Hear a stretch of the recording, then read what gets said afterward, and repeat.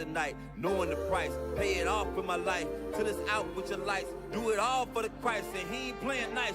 Knew the end from the start. Fix your face like it's art. The sons of a simp, call them Bart. Yeah, you did your best, played your part. But now it's time to cut you to the heart. Flex on occasion. It's the strangest of the salvation. You see it, believe it, amazing. Them terrorists coming invasion since the creation. War, mine, Lord, bless the general. Greatest nation, eat them unequivocal. Bombs dropping, buddy, cause it's biblical. Start shit, now it's time to finish you. Whoa. Said he won't vote, he looking for smoke. So, we give him some more. We want the world, we breaking them down. Taking the kingdom, can't wait for the crown. We want the world, we breaking them down. Taking the kingdom, can't wait for the crown. It's the end of the world. Ain't the beginning of ours. It's the end of the world. Ain't the beginning of ours. It's the end of the world. Ain't the beginning of ours. We want the world, we breaking them down. Taking the kingdom, can't wait for the crown. It's the end of the world. I can't wait for our kingdom to start and for there to be finished. Get rid of all of their idols and lying religions. Look for the crown like an Edris. Hey, this that crown talk. Wisdom of Solomon 5 talk. This that second Edris 6 and 9. We want eyes talk. It's your time to end. And my time again. It's our time to win. Away with the sin. You know what it is. Rejoice with my kin. See that is why we repented. Go to streets, I can see myself in it. The city is bright, the kingdom of light. A wonderful sight past the angels, the inner light. I need 1,000 years of labor. Sit on my throne with my savior. Try the new wine, press alone. He bring pain like major. You think the nations is equal to us? TK Kirkland, who raised you? Flex on occasion, my God a racist. That's why we moving with patience. It's been a long time coming. I spent my whole life running. Now that I'm 10 toes down and established my faith on 100. Woe to the nations, my king will race them. You know they gotta be punished. Jeremiah 25. Yeah, you know they gon' fry. Whoa. Said he won't vote, he looking for smoke. So, we give him some more. We want the world, we breaking them down. Taking the kingdom, can't wait for the crown. We want the world, we breaking them down. Taking the kingdom, can't wait for the crown. It's the end of the world. Ain't the beginning of ours. It's the end of the world. Ain't the beginning of ours. It's the end of the world. Ain't the beginning of ours. We want the world, we breaking them down. Taking the kingdom, can't wait for the crown. It's the end of the world. Ooh, ooh, ooh. Yeah, baby. Yes, sir. Yes, sir. Yes, sir. All praises. Most High Christ bless y'all. Shalom, shalom, shalom. We are back. It's the Nehemiah squad. Hey, how y'all been? How y'all been? Lord's will, y'all had a great Sabbath and an excellent weekend. All right, we're going to reintroduce ourselves. I am Captain Zakai. Yes, sir. I'm Officer Judah. All right, we ain't got Officer Shem with us today right now. Maybe he might come in here. Maybe he's doing it like Officer Jadiel. He's just showing up whenever the hell he wants. Maybe he's doing that. All right, so Lord's will, he may come in a little later, but he's missing in action right now. All right, so today's show, all right, hey, post that up real quick, y'all. Post that up. All right, today's show is called The Iran War, America and Israel's Treacherous Plans. All right, and y'all can see in the thumbnail, you got Trump. He got a knife behind his back dealing with who? Khomeini, who he just killed, right? You got the them people on the side over there, those mothers that they hit that the all girls school and all that. And guess who in the bottom left over there? Your boy Epstein. You know why Epstein in the corner? Because we starting off with him, man. He's involved even in death, bro. You can't make it up. All right, y'all. So yeah, tonight we doing this war show. Okay, we don't have no guests tonight. We got some fire guests coming up in the next few weeks. Yeah, y'all stay tuned. All right, but this is gonna be a crazy show tonight. Some stuff we going into the war, and we've been in as a body, we've been talking about the war for the last few days, since like Friday, you know, and all week. You know what I'm saying? Obviously, this has been going on for a couple weeks already, but some interesting stuff we about to bring out tonight, right? So we about to get right into it. Bring up video number 1. All right. Bring up video number 1. We starting off with Epstein. He gonna be talking about your man Donald Trump. Go ahead. So, according to Power to the People, Proud Socialist, he says the most brutal takedown of the U.S. government ever broadcast on TV happened from this guy. And I'll tell you who this guy is. His name is Fouad Izzadi. He's an associate professor at the University of Tehran. He teaches American Studies and International Relations. He's a prominent commentator specializing in U.S.-Iran relations, American foreign policy, and public diplomacy. He holds a Ph.D. in American Studies from Louisiana State University and degrees in economics and mass communications from the University of Houston. So listen to what he had. This is pretty awesome. Let's listen. Where do you see this going? Is there an off-ramp for Iran? I think what will happen is that even if the United States is able to kill illegally Iranian leaders, the next generation of Iranians, the Iranians that did not see American atrocities in Iran before 1979, some Iranians that did not understand why their parents and grandparents were anti-American. Those Iranians. Pause for a second, right? So he's saying that the next generation coming up, or this generation coming up, and the one to come is going to realize that America was killing the leaders of Iran illegally, right? That's important, right? Illegal kills. They were just doing stuff because they wanted to, right? Had nothing to do with before in the 1970s, America was attacking Iran as well. And that was another time when you had a lot of Iranians or Persians leaving Iran and going into America, right? Those were the ones who felt like they was on the side of the Shah and America, right? So this is what he's going into, y'all. I just want to make sure y'all understood that part. Go ahead. Will take over. Now they understand why American government is an imperialist, vicious government, and a government that attacks other countries and kills little children. They understand they're fighting the Epstein class. Whoa. This man said that Iran is fighting the Epstein class, officer. What we got going on here? Here we are. Epstein been supposedly dead since when? 20, whatever, 17, 18, 19, whenever he got so-called murdered or killed himself or ran off. And now this man who's speaking on Al Jazeera is saying we're fighting the Epstein class. Why? Because he knew Epstein was the leader, man. He was above the Trilateral Commission, who runs the whole world, actually, right? So he understands that, bro. That's not lost on him.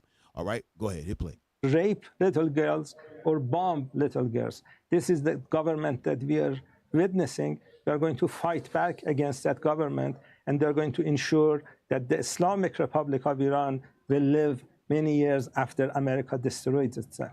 Oh, hold on. He said after America destroys itself, man. Yeah, that's the scriptures, man. Hey, give me that thing in 2nd Esdras 11, right? Hey, listen, y'all. He said it best. He said when America destroys itself. Did not the Lord say that? Hold on. You know what I want, bro? Which one? Verse 37? Let me see 37, man. Let me take a look at it. Yes. Read from 37 through 39. Come on. Yes, sir. 2nd Esdras, chapter 11 and verse 37. Hold on. Make sure y'all got them scriptures on the bottom of the screen, man. I want our people to be reading, man. Go ahead. And I beheld, and lo, as it was a roaring lion chased out of the wood. And I saw that he sent out a man's voice unto the eagle and said, Hear thou, I will talk with thee. And the highest shall say unto thee, Come on. Art not thou it that remaineth of the 4 beasts? Art now that it that remaineth of the 4 beasts? Meaning what? This is the Spirit of Christ talking to who? The eagle. Esau. Go ahead. Whom I made to reign in my world. Who I made to reign in my world. Brothers and sisters, y'all got to, and for those of y'all that might be watching for the first time and don't know the scriptures, the Lord puts up the basis of men, meaning the worst possible men to run the world. Right. He does that on purpose. That's in the book of Daniel chapter 4 and verse 17, y'all. All right, keep reading. That in the end of their times might come through them. You see that? That the end of their times, the time of Esau, is going to come through them. They're going to kill themselves. This is what the man just said. Right. Did he not say that? So he's, again, these are prophecies that's being played out in the scriptures. What's happening here, when we watching the theater, you know, like they like to say the theater of war. The theater of war is a script that the Most High wrote. That's what we looking at, y'all. It ain't no way around this. Like, it's not, nothing's going to stop all this from happening. Nothing's going to stop the 3rd World War. Nothing's going to stop the nuclear bombs. Nothing's stopping it. It's happening. Okay? You got something on that, bro? Yeah, I'm looking at and I'm remembering the scriptures. I don't know. everybody watching don't know, or maybe not have read the whole Bible or whatever, but Right. you got all these different kings like Nebuchadnezzar. That's right. His son. You got Pharaoh. Right. They all got superpower status in the earth at a point, and they all got prideful. That's right. And now we're talking about the eagle. Jump down to verse 44. Go ahead. Verse 44. The highest also have looked upon the proud times. Oh, that same pride that took down Pharaoh, that took down Nebuchadnezzar, that took down the Greeks, that took down all the kings that he made to rule. Right. Because that's what the nations forget, that God put you in those places. That's right. You know, and they start to get boastful. You know? And behold, they are ended, and his abominations are fulfilled. All right. So his sin then came up. You got Mr. Epstein. Dang. You know what I'm saying? You see all in the tabloids what they've been up to. That's right. They bombing little girls and all that. They've been doing this stuff to us for a long time, but now the world is starting to feel it. That's right. You know, so all praises. All praises. Yeah, absolutely. All right, hit that video. I like how he referred to it as the Epstein class. This is Right. the United States Epstein class doing a war on Iran. That's pretty accurate. Pretty accurate, pretty devastating, pretty fantastic. By the way, in 2013, Jeffrey Epstein was emailing former Israeli Prime Minister Ehud Barak, hoping for a U.S. strike on Iran. Pause. Did you know this? Pause. Do y'all see that? How are you a finance guy, and now you emailing the Israeli Prime Minister at that time, saying that you're hoping that the U.S. puts a strike on Iran? Why? Because they the devil, and they know that what? That Iran is going to be the one to take them out. The scriptures talk about we're going to get this scripture been read 1,000 times. Bishop brought it out Bishop bring it out like every other Sabbath. There's so much going on in the earth that scripture comes out, at least from all the teachers in IUIC. That scripture probably come out 100 times a week. I don't know. Everybody should know that scripture by now. But the point is that here it is, a guy who's supposed to be a finance guy, but secretly he's running the whole world down with all the spy agencies, and now he's talking to the president of that's what the prime minister is of Israel, and hoping for a U.S. strike on Iran. Go ahead, hit play. I'll show it to you. He says Jeffrey Epstein to the former prime minister of Israel. He says, hopefully someone suggests getting authorization now for Iran. The Congress would do it. So that's boy. I never saw a guy speak more sixth grade level on his. If you look at his emails, it's all that kind of choppy. There's no complete sentences. There's no big thought. There's no good writing. It's always just garbage like that. It's always just garbage. Smartest guy in the room. Smartest guy in the room. He can. I mean, drunk and half asleep, I would put something together more eloquent than he. He goes, hopefully someone suggests getting authorization now for Iran. The Congress would do it. That's a period. I mean, it's anyway. But actually, Epstein actually speculated that Trump, if cornered like a rat, could trigger a larger conflict, including bombing Iran, like a crisis, and the rally public support. Hit pause. So now he's saying, now this is back in Trump's first, what do they call it? His first term, right? And Epstein is saying that if Trump is cornered like a rat, he might trigger a larger conflict, meaning he's going to bomb Iran and create a crisis and rally the public behind him, right? And say, okay, cool, hey, and have all the United States, American constituency say, oh, that's good, yeah, we need to bomb Iran and so on and so forth. This is what he's so-called speculating. But in reality, he knows that that's exactly what they're going to do. He understands that because he's at the top. He knows what kind of strings is being manipulated. You understand what I'm saying? You can't make it up. But hit play, y'all. Watch this. Hit play. Hit play. Oh, my God. All right. What's up? Oh, no worries. Right. Give me Matthew 24 and oh no, we got it. Got it? All right, go ahead. So Trump seems to be cornered like a rat because his popularity is tanked. It's done. He's already screwed over his MAGA base. They're completely decimated. You got people like Tucker Carlson and Candace Owens, who are way more popular than Trump, say they have left MAGA. Candace Owens said he ended MAGA when he said everybody was an idiot if they wanted to see what was inside the Epstein files. She said that was when it ended. I think it ended when he bombed Iran, and now he's bombing it again. It's super over. But here, watch this. Watch somebody put together this video showing you Jeffrey Epstein saying if Trump is cornered like a rat, he'll start a larger conflict like bombing Iran. Let's watch. So here.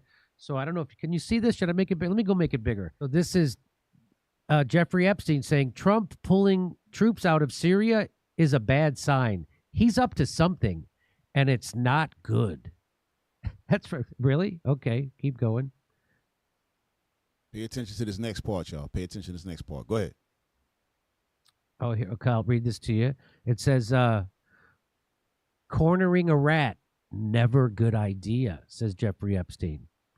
You guys need to understand that he is psychotic and would not blink twice at encouraging an attack on us so he can leap to the country's defense. Mindset. If I go down, I'm taking everyone with. Is he talking about us as in Israel or America? Or Bahamas where he... Right. Hit pause. See, that part right there is kind of ambiguous. You really don't know who Epstein was really talking about at that time. What are you talking about, bomb us? What that mean? Right? Watch this. Hit play. I don't know when he says us. Do you think he means Israel? Yeah, I mean, who? I don't know. Well, either Israel or the United States. He would not blink twice encouraging an attack on Israel or the United States so he can leap to the country's defense. There's more to this. I think there's one more. So cornering a rat, never a good idea. Down here, we only had 2,000 troops there. If he were to bomb Iran, they would be slaughtered. Stop. That's what now check that out. Now back then, right? Because remember, we got United States has bases in every country, right? Especially in the Middle East. So he said they got 2,000 troops in Iran. They would be slaughtered. But what's happening now? He attacked Iran, and many of the troops are dying. They're not talking about it. But a lot of the troops is getting put to death. But this is being brought up at that time, right? But go ahead. Could be he doesn't want them there if a much bigger operation might put them in jeopardy. Reminder, he will take everyone down with him if he feels the end is near. I always urge people not to corner a rat. They become extremely dangerous and unpredictable. Right. All right, So where is we he- at on that? What minute mark we at on that? We at 5? All right, cool. We can drop that. All right, but y'all see what's going on. Epstein involved Right. in his death, still talking about what would have been happening back then, but it's happening right now. Right? You got something, bro? You want to It's say? like they just carrying it out what he done already sat down and pondered upon his bed. Yeah, You know? right. The evil, like the scripture saying, Micah 2, right? Yeah. They wake up and get that real quick. Micah 2:1. Just read that because that's kind of funny you said that. Micah chapter 2 and verse 1. Yes, sir. Woe to them that devise iniquity and work evil upon their beds. Right. Go ahead. When the morning is light, they practice it, because it is in the power of their hand. Right. Yeah. So guess what? These people have the power to create things, diseases or whatever. Right. And they have dreams about war. Like people like us, we just want to have a good day. We want to chill. We're not thinking of how we're gonna, you know what I'm saying? Right. This man is different. Oh, he's super different. Yeah. So guess what? Epstein, he's thinking of all these things years later. When other people get in power, they say, "Yeah, let's execute this." Right. And that's what we're seeing. Oh yeah, absolutely. Yeah. Hey y'all, let's go to the next video. We're gonna keep it rolling because we got a lot. You know what I mean? Go to the next video, number 2, and start at a little bit before 21 minutes. Maybe like 20 minutes and 50 seconds, something like that. Start over there. All right. We're gonna play this one first before we play the next. Y'all not gonna believe this, but something he said here is going to directly link to the next thing that we show you, right? About the United States. You can't make this stuff up. Go ahead, hit play. It was always bad guys and good guys, and they are the good guys. And of course, if you don't play ball, then you are the bad guys. Hit pause. So what he was saying is, when the United States in their media, right, CNN and all of that, in the Western media, I should say, they always having a good and a bad guy, and that the West is always the good guy, And if you're not playing ball with, say, United States, UK, so on and so forth, and all the Edomite countries, then you're the bad guy and you're going to be dealt with. That's what he's saying. Now listen to this, y'all. Go ahead. Israel, on the other hand, must be seen in the context of the Balfour Agreement. Stop. Hit pause. Hit pause. He said Israel, on the other hand, must be seen in context to the Balfour Agreement, right? So the Balfour Agreement is what got Esau into Israel in the first place, all right? Listen very closely. Go ahead. In 1900s. And you remember, somebody once said that all the problems of the world are actually traceable to the British. When in 1948, the Israeli state as we know it was created, it would have been easier at that time to actually create two states, a Jewish state and a Palestinian state. But the decision was made that they were to create this Jewish state, and we know what happened with the Nakba. And after that, we know the activities that took place leading up to the Oslo Accords, where it was agreed that there would be a two-state solution. The two-state solution is no longer on the table.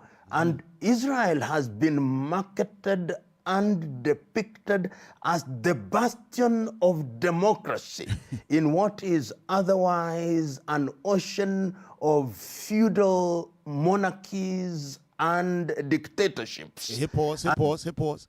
So he's saying that now that Israel is, they're like in the middle of Ishmael, right?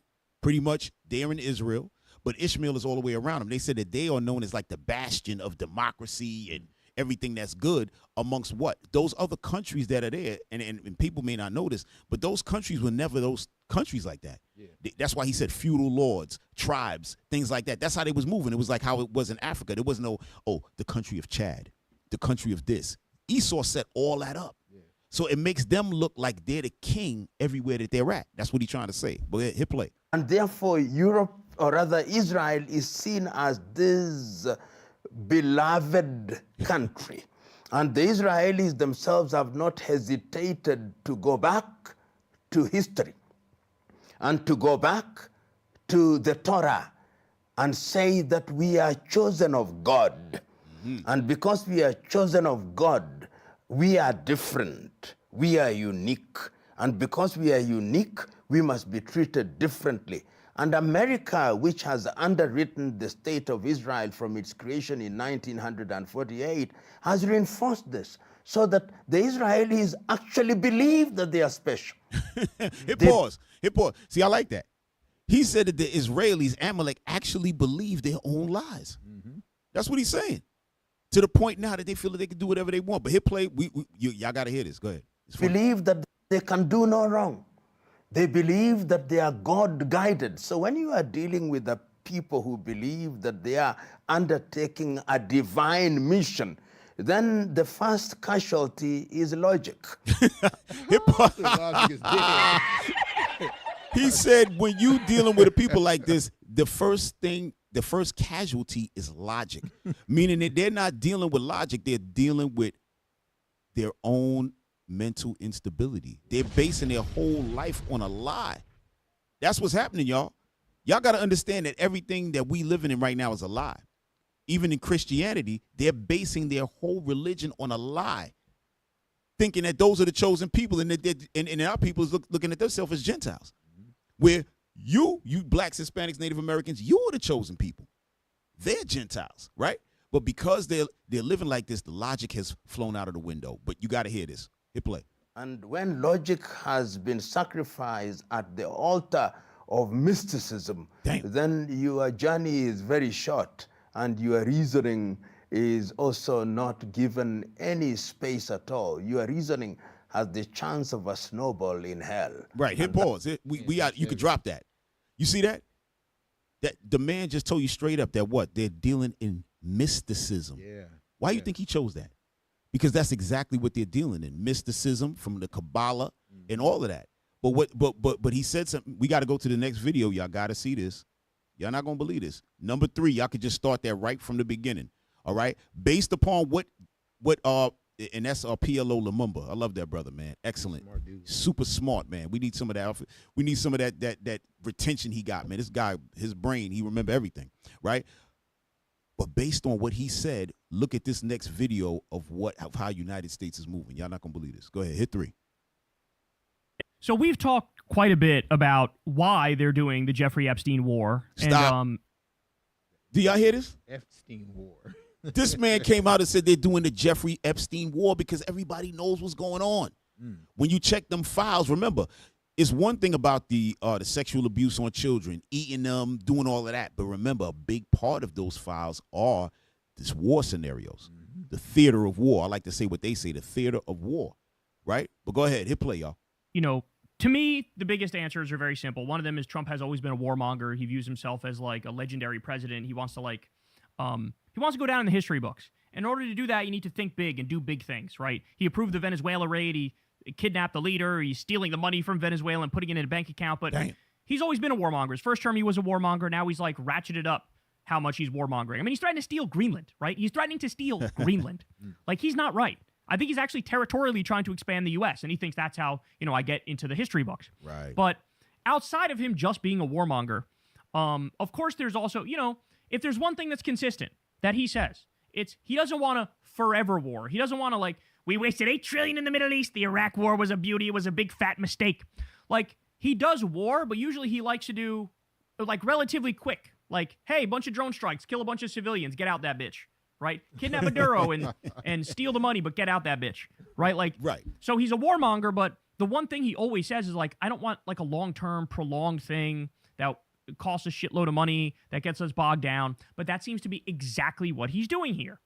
So that begs the question, well, why? Why would he agree to this if this was, like, the one kind of war that he's, like, actually skittish about? Well, the answer is very simple. He's blackmailed. He's blackmailed.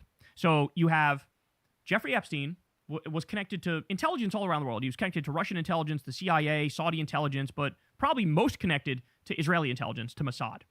And so he was running a honeypot blackmail operation where he had dirt on all the... Pause. When he says honeypot, right, that means that you have spies that are women that are going to lay and sleep with you, right? So let's say, for instance, you're a woman and you say, you know what, I want to become a spy. Part of your job is going to be to lay and have sex with people. That's known as a honeypot. All right, and I'm pretty sure they got it for men too. The ones who's dealing with okay, there you go, honeypot blackmail. Read that real quick, officer. You got to use your eyes, Officer Ezra. Yes, sir.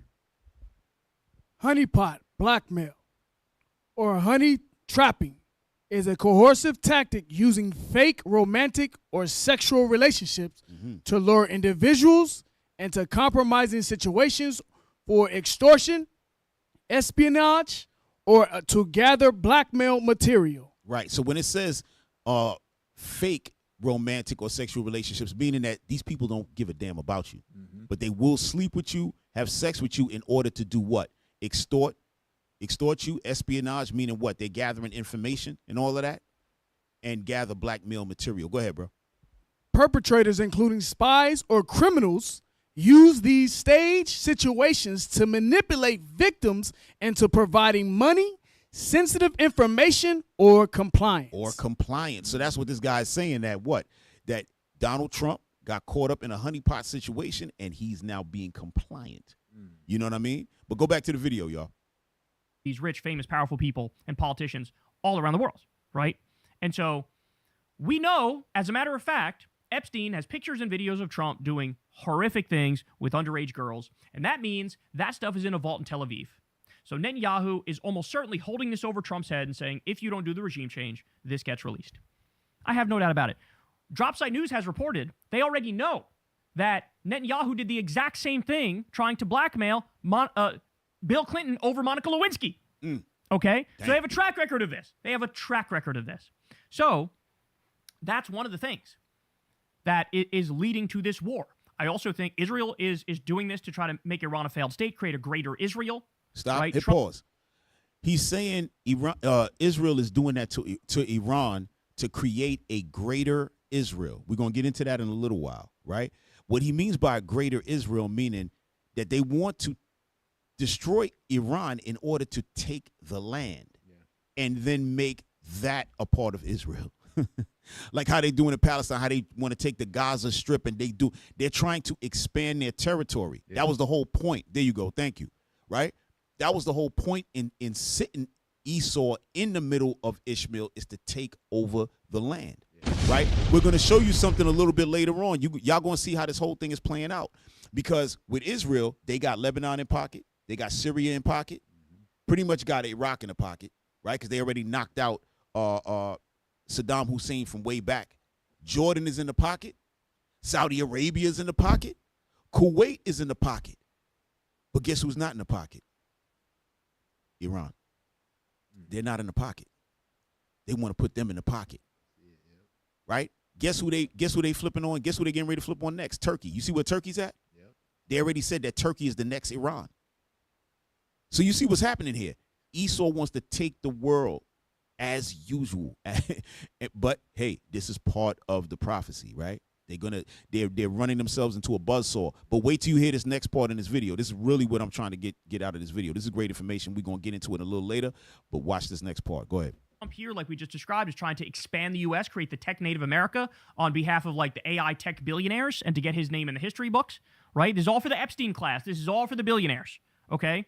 And but there's one other thing that is selling this war, right? There's one other angle to it, which I don't think Trump directly believes in, but there's a lot of people around him who believe in it. Like, for example, Mike Huckabee. Like, for example, Pete Kegsbreth, the Secretary of War Crimes. Like, for example, some of the psychotic, illegal, ultra-Orthodox Israeli settlers, right?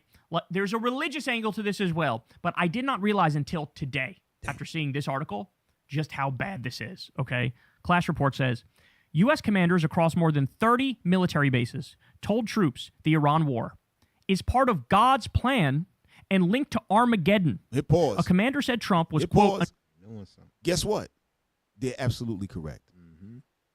They are absolutely correct on that. They got, remember, they're building this on a lie and mysticism. Remember what the brother said, PLO Lumumba, right? We're going to read the rest of it, but we're going to get back into that. Go ahead, hit play. Anointed by Jesus to light the signal fire in Iran to cause Armageddon. The Military Religious Freedom Foundation, the MRFF, says it has received over 110 similar complaints, describe the war as biblically sanctioned and a sign of the Christian end times. Yo, hit pause. But they're correct. Yeah. They're absolutely correct. This is a biblically sanctioned war. It has been. Yeah, they said Trump was anointed by Jesus to light the signal fire to cause Armageddon. Guess that's what we're trying to tell you. That the Lord has what? He's setting up these leaders to do exactly what he needs to get done to do what? Cause Armageddon. You got something, bro? No, that's right on point, man. Like I said, the king's heart is in the hand of the Lord. Right. So whether Trump want to do it or not, or Epstein knew he was doing it or not, right, the Lord got him doing it. Yeah. No, but hold on. Stay right there. Let's get Joel 3, though. Let's get Joel 3. Because they said something that what? To signal Armageddon. Bring it out. Yeah, that's what's happening. Go ahead. The book of Joel, chapter 3 and verse 1.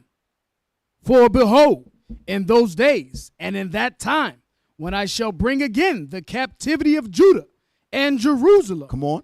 I will also gather all nations and will bring them down into the valley of Jehoshaphat. That's it right there.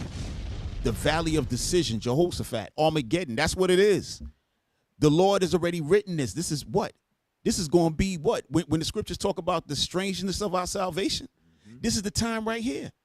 That's what the Lord is leading them to, the salvation of the Israelites. But what? It's playing out, what they call a theater of war. This is a movie that's playing out where you're looking at one plot, but there's a subplot. The subplot is actually the real plot. Yeah. You understand? Movies like that, people love. They be like, oh, man, I didn't even see that coming. Yeah. That's exactly how the Lord wrote this script. We know about the script because we read the scriptures. Even when we're seeing it, we're talking it, but people don't believe it. Right. They don't believe it. But you're going to believe it because it's going to play out right in front of your eyes. Go ahead, keep reading. And will plead with them there for my people and for my heritage Israel. When it says I will plead with them, it's not talking about the Lord coming in Netanyahu, can you please let my people go? No. Trump, listen to me. No. Listen to me. Can you please? No. It's called I'm putting y'all to damn death. This is World War III. I'm putting y'all to death. For my people, Israel. That's what this whole thing is about, y'all. All of this, what we see going on, is all for the salvation of the Israelites. You must understand. Finish that up, bro. And for my heritage, Israel. Go ahead. Whom they have scattered among the nations. And parted my land. Who they scattered us all throughout the four corners of the earth and parted the land. Who parted the land? Israel, Palestine. Meaning what? America's all involved in that. That's what that's talking about. That's all I got on that. Continue. Hit play. Stand with MAGA Mike Johnson, Moses Mike Johnson, right? He also thinks this is like God's plan unfolding right in front of us. We talked about how a bunch of evangelical fundamentalist Christian Zionists and a bunch of psychotic ultra-Orthodox Jews got together and did that like sacrificing of the red heifer. Remember that? The red heifer prophecy to usher in the rapture and end times, dumb. and they sacrificed the... Yeah, that's dumb. More dumb stuff. That's why the Lord said, who are you to take my precepts in your mouth, man? This Bible don't have nothing to do with nobody except the Israelites. Nobody should be touching it. Y'all don't know the Bible is useless in your hands. It's useless. Remember that movie, what was that? I think Excalibur, when they were trying to pull the sword out of the stone. Yeah, nobody can get it. Nobody could pull it out. It's like, and then they had the Thor with the hammer. Nobody could pick it up but Thor. That's us. That's us. When y'all wielding the sword around, it don't do nothing. Right. The power not gonna come out of that. We got to be touching it. That's how come we know this and y'all don't know this. What movie was that with Will Smith?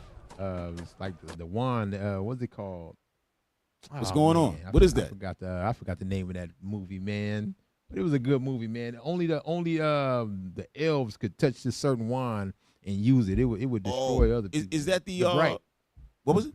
It's called The Bright. The Bright? Yeah. Okay. It was The Bright. Only a certain race of creatures could touch that wand and make it effective. Okay. All right. Hey, matter of fact, we can drop that video. All right. Let's go. We're gonna go back to PLO Lumumba again, because this guy is just a beautiful speaker, and he has it down tight. He studied these people. So go to video number 4. We're gonna start at 7 minutes. All right. We're only gonna go to 8 minutes and 40 seconds, y'all. 7 minutes, and then we're gonna jump to 13 minutes. All right. Again, we talking about why is Israel and America trying to rush Iran? What is all this about? Right? Because they stabbed them in the back. Remember, that's an important part that we had to bring out today. That what they were doing false negotiations, stabbed them in the back, betrayed them. They at the negotiating table while they talking, they attacking. Right? So that's what's being discussed. Not quite that, but why Israel and America want that regime change. But go ahead. In Tehran, and for specific reason. During the 12-day war,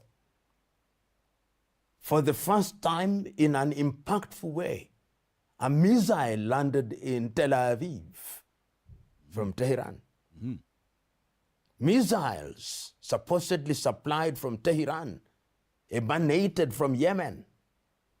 So in the context of geopolitics, Israel sees Iran as the only viable threat, which is so close to nuclear capability. Okay. And that if you neutralize this regime, then you kill that possibility. And remember that the Americans also bombed some of the facilities, and they think that this is an unfinished business. So when they talk about regime change, they also want to finish the unfinished business. And from where I sit, that unfinished business started in 1979 with the humiliation of the United States of America, and it must be concluded. Iran, the Ayatollahs must be humiliated. Okay. American. Did we get to 840? Okay. The president, notwithstanding, has a long memory, and they remember 1979. Right. So for those of you who don't know what happened in 1979, right, with Iran, right, you had the hostage situation where Iran took American citizens hostage, right, and then they were doing negotiations to try to release some of the hostages, right. But then America, like they doing now, went behind the back and tried to send in helicopters and stuff to rescue the people and fight and grab the people without the negotiation. And then their men got killed, right? And what did Iran do? You know what Iran did? Iran wound up releasing all the black Americans. They released Judah, and they released the women. And they said, you know what? We don't have to negotiate to release these black people, because America been treating them like trash ever since they got there. So it's no negotiating. We just letting them go. But they got to talk to us. They want in other words, they want these white people back. They got to give us the Shah. Because they wanted to kill the Shah. All right? So that's what happened in 1979. Y'all can look that up, all right? Now go to 13 minutes. And from 13 minutes, we're going to ride that out to the end. But hold on, before we go there, but you heard what he said, right? He said that Iran was the only viable threat to Israel. Because the rest of the surroundings, they got them smashed. But what? Iran is actually working on those weapons, and they have them. The Bible tells you that Iran is going to launch the missiles at America. They know. Listen, don't think they don't know the prophecy. That's why they fighting so hard, y'all. That's why they created what? Their own mysticism to put it into the back, the batteries in the back of the people. They can't tell the people, hey, in the Bible, it says that we're going to get destroyed by Iran and Ishmael. They can't do that. And NATO, they can't do that. So what they're doing is tell them a different story so they can get them running and shaking, you know? But go ahead. Go from 13 minutes. And cannot be subject. So when all these happens, I think the Prime Minister of Israel and those who are in support of extremism in Israel will come and say, we told you, we are the chosen people. Whatever we do is what the law is. If indeed it happens, and it can, that the United States of America and Iran enter into an arrangement that then stabilizes their relationship, the Middle East will change. Because if you look at the Middle East now, nobody simply wants to speak against Israel.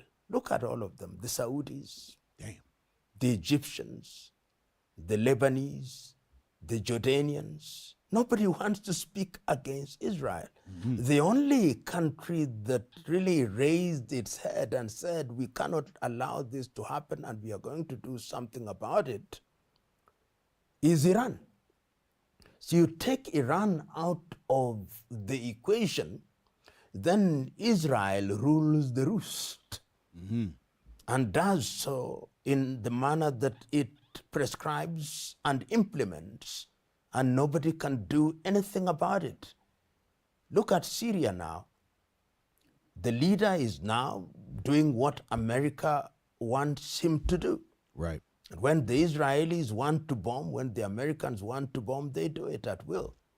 Right now, as we speak in the Middle East, the Beirut government is already saying that we are moving south to disarm Hezbollah. And of course, the Jordanians have nothing to say. So eliminate Iran from the equation.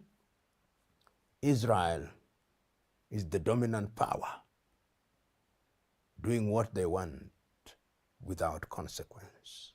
Right. There you go. See that, bro? Yeah. No rules for them. Right. It's like they see a potential threat, so they got to snuff that out. They got to snuff that out right away because they see the potential. Another thing you said, they don't want to admit that in the Bible it says that we're going to be defeated by Iran or we're going to get in conflict with them, because they would have to also admit that they the daughter of Babylon. And, you know what I'm saying? They the proud nation and all that. That's the whole facade. That's the whole mysticism, is to create that vision that they God's chosen people. Exactly. Exactly. That you got to understand by them. Again, you just brought that out beautiful, right? This whole lie is going to unravel. Yes. That's why the scriptures talk about they're going to be found liars. Yes. You know what I mean? Because it's going to come out. They can't hold it forever. They're going down. Iran, everybody, they watching this. Remember, they said the Saudis nobody's speaking against them except for Iran, because they got everybody locked in. But you're going to see something. As we keep going, y'all going to see what's happening. Remember, the Lord said in 2 Ezra 15 that the dragons of Arabia and the Carmanians is going to get together. But when you really examine what's going on right now, the United States has a good amount of Arab allies. So you might be thinking, what is going to make them change? Right. What's going to make them flip? Listen, y'all about to see some things, right? But what we want to get into, look how deep America and Israel are going. Not only are they hitting Iran, but they're hitting their leaders, right? Killing the leaders. They're even killing a past president who's not even around no more. Because why? He had the ideas still. He's still influential behind closed doors. So they needed to knock him off. Right? So this is the Ayatollah, right? Khomeini. Now, all of the Ayatollahs have that name, Khomeini, right? It runs down from back in the 70s. That Ayatollah, he was Khomeini as well. They might be related. I can't remember how they do it. It might come down to a bloodline or it's a. I don't know if it's a blood. I might be wrong with that. Y'all might want to look that up. But I believe it's more of a religious thing with them. The Khomeini is the top leader spiritually and all of that, right? But what we're going to show you now is the past prime minister of Iran, or the president of Iran, Ahmadinejad. Now, he was against America and Israel for a long time. He spoke out against them for a long time. And he was in the background. But they went and killed him, right? Why? Yo, play video number 5. Play video number 5. States and Israel have a big story coming in. The Turn that up. Make sure it's States up. and Israel have intensified their airstrikes and missile strikes deep inside Iran. Latest coming in, former Iranian President Ahmadinejad has been killed in a US-Israel strike. Mahmoud Ahmadinejad served as the 6th president of Iran. He was the president of Iran between 2005 and 2013, and this was the time that Mahmoud Ahmadinejad became the very public face of Iran's nuclear program and Tehran's defiance of the West. He was seen as a very strong confrontational leader who took on not just Israel but also the United States of America. He spoke of a world without Zionist forces. He spoke of a world where Iran would ensure that Jerusalem was no longer occupied, and that was seen as a very, very controversial. Hit pause. You heard that? He openly spoke of no more Zionism. He openly spoke of no more Jerusalem being inhabited by them, right? So what is that? That's a threat. He openly supported Iran's nuclear program, right? Listen, even though he wasn't the president, they said, wait a minute, this guy still got power behind the scenes. Yeah. Just like today, Obama still talks to people, right? Bush and them still talk. Clinton, they still talk. That's what they talking about. But hit play, y'all. Statement made by Mahmoud Ahmadinejad, but word just coming in. Mahmoud Ahmadinejad, who incidentally was apparently under some kind of a house arrest. He wasn't out in the public. He and a large number of his advisors and security personnel were killed in a precision strike at the place where he had been kept. So it isn't just the supreme leader, Ayatollah. Hit pause. Now, y'all see that? At the time of his murder, assassination, he was on house arrest for something. I didn't get into that part. I didn't get a chance to look into that. If somebody finds it, y'all can bring it up. But he was under house arrest. Him and his advisors, they were all in one place. You think the United States ain't know about that? Yeah. You think they wasn't pulling strings or something to make that even happen? Right. So while he was in this place, they did a precision strike on that particular spot and killed him. Okay? That was their plan. They had it planned out. They said, yo, we got to get this guy. He got to go. How are we going to take over Iran with this guy still running around? Right. You see what I'm saying? Go ahead. Hit play. Ali Khamenei, who was killed, the defense minister, Nazir Zadeh, he was killed. The head of IRGC, Mahmoud Pakpur, he was killed. The head of the army, Joel Musavi, he was killed. The head of intelligence agencies, he was killed, and several others. So 40 top leaders were killed. Whoa, 40 top leaders? You think the United States is playing around with people, man? Listen, this is a real wicked people, man. That's why in that same scripture we read, it says your unjust dealings have made it up to the highest, man. That's why I say that in 2 Ezra chapter 11. It goes into that. These people is demonic on another level. I'm telling you. All of this smiling in the American way and all that is foolishness. These people all over the world killing everybody, bro. Taking over, stealing. Like the other guy said in the video, robbing the oil and taking the money and putting it in an account. Right? Y'all see all of the places that they hit and everybody got oil, but for some reason the gas price is going up in America. Right. Then they talking about, oh no, because the barrels, the barrel of oil goes up, so we got to pay just like everybody else. Come stop it. Hit play. All right, there you go. Go ahead, read that, bro. Based on reports from January 2018, former Iranian President Mahmoud Ahmadinejad was allegedly placed under house arrest due to his comments, which authorities deemed to be inciting unrest against the government. Right. So I'm not sure how from that he winds up. That seems kind of strange. Reports from January 2018. It can't be. Go ahead, scroll down. That might be from before. I don't know. That seems weird. Because why would he be under? You know what I mean? This is. Hey, make sure y'all put in 2026. All right. Go ahead, hit play. As was Mahmoud Ahmadinejad. That's the word that is just coming in from. That's the word that's coming in from Iran. Just now, Mahmoud Ahmadinejad, who served as the 6th president of Iran. All right, y'all can drop that. I just wanted y'all to see how many people was killed with him, that he was in a particular area or a particular, what they call it, so-called house arrest and whatever he was, and his whole team was there. 40 members all killed at the same time. You can't make it up, bro. You got something, bro? Yeah, I got Matthew 21 and 45, just to show a point. And we read this all throughout the history, the way the powers that be at the time, how they move when people are influential like that. This man is not influential like Christ, but I'll show you an example. Watch this. Matthew chapter 21 and verse 45. And when the chief priests and Pharisees had heard his parables, they heard Christ speaking. They heard how he talked, so on and so forth. Read. They perceived that he spake of them. And he was showing them out. He was exposing them. Read. But when they sought to lay hands on him, they feared the multitude. They feared the people.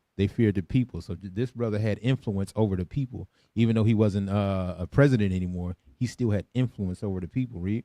Because they took him for a prophet. Because of the respect that they had. You know what I'm saying? So if the people still respect this guy and he's speaking against Israel, so on and so forth, he must be snuffed out. Right. He what they call popular persuasion. That's right. Has to happen. Slander has to happen. Then we can take him out. That's right. No, absolutely. That's perfect. You know what I mean? So they took out Ahmadinejad, and they also, like we said, we took out Khomeini, right? So look at this. Watch this, y'all. And you're going to see what the Ayatollah actually means to the people of Iran. Now, of course, in every country, you're going to have differing of opinions, right? So you do have some people in Iran that don't back Ahmadinejad, don't back Ayatollah, right? They more Americanized. They more want to be with the West and just have a good time, just do their whole lifestyle, right? So you're going to have a little bit of that, right? But America was behind all those protests. They were the ones forcing that issue, sending people in to stir that up. You know what I mean? But play video number 6.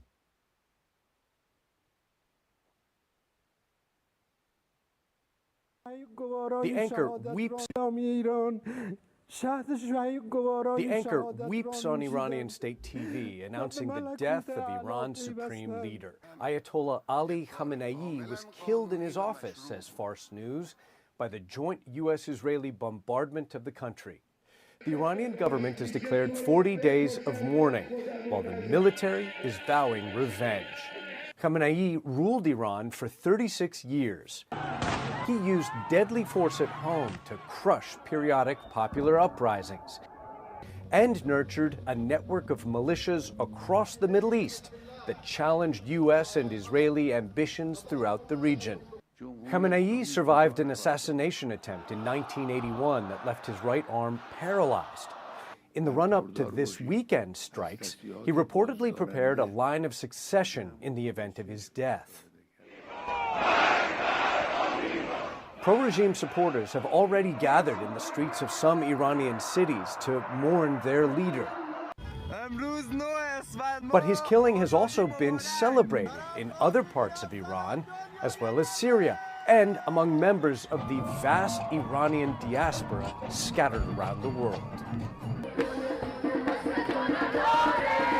Yeah, you could drop that, right? So you're going to have that, right? But the point is, that's what they're doing. We're getting to the point. Remember, in another video, it talked about Israel wanting to create a greater Israel. We're getting to that, right? But what are we showing you?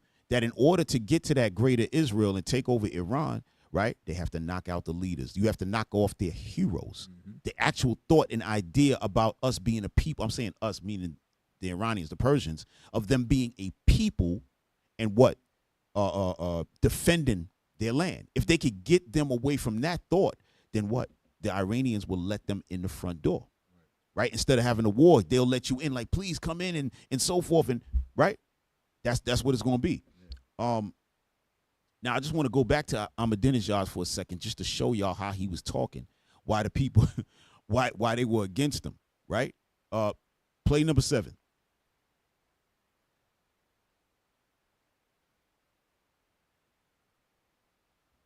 My interview with Iranian President Mahmoud Ahmadinejad. It turned out to be a feisty one. The president seemed to relish the give and take, which produced some startling and surreal moments. He even suggested at one point that Osama bin Laden is living quietly in Washington, D.C., home to the powerful woman he called Iran's enemy. You called Secretary of State Clinton an enemy of Iran.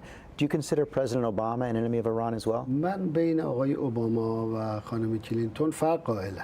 I consider that there is a difference between Mr. Obama and Mrs. Clinton, but I'd like to ask, is Mrs. Clinton a friend of Iran in your opinion, as an American? In your mind, do you think she's a friend of ours? I believe that Secretary of State Clinton is a friend of the Iranian people. I believe she is opposed to some actions of the Iranian government, specifically the development of nuclear enrichment, which could lead to a weapons program in the future. Very well.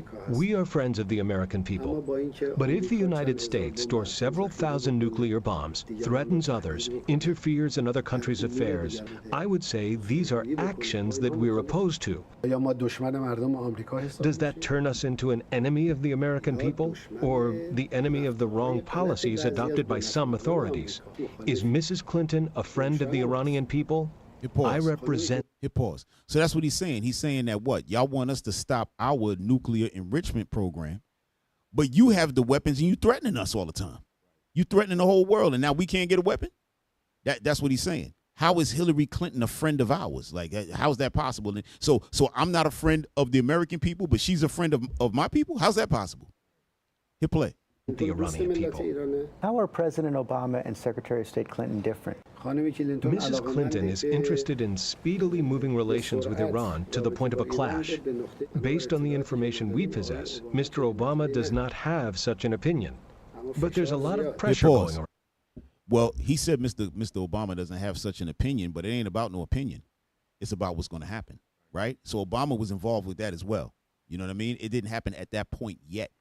But then again, when you check Obama's track record, he hit up Iran the same way as everybody else. All right. And so y'all got to understand with the presidency and all that, they all have to be involved. All right. It's like if you in a gang and we all here punching this guy, you got to punch the guy too. Or else we going to look at you like, why you ain't punch him?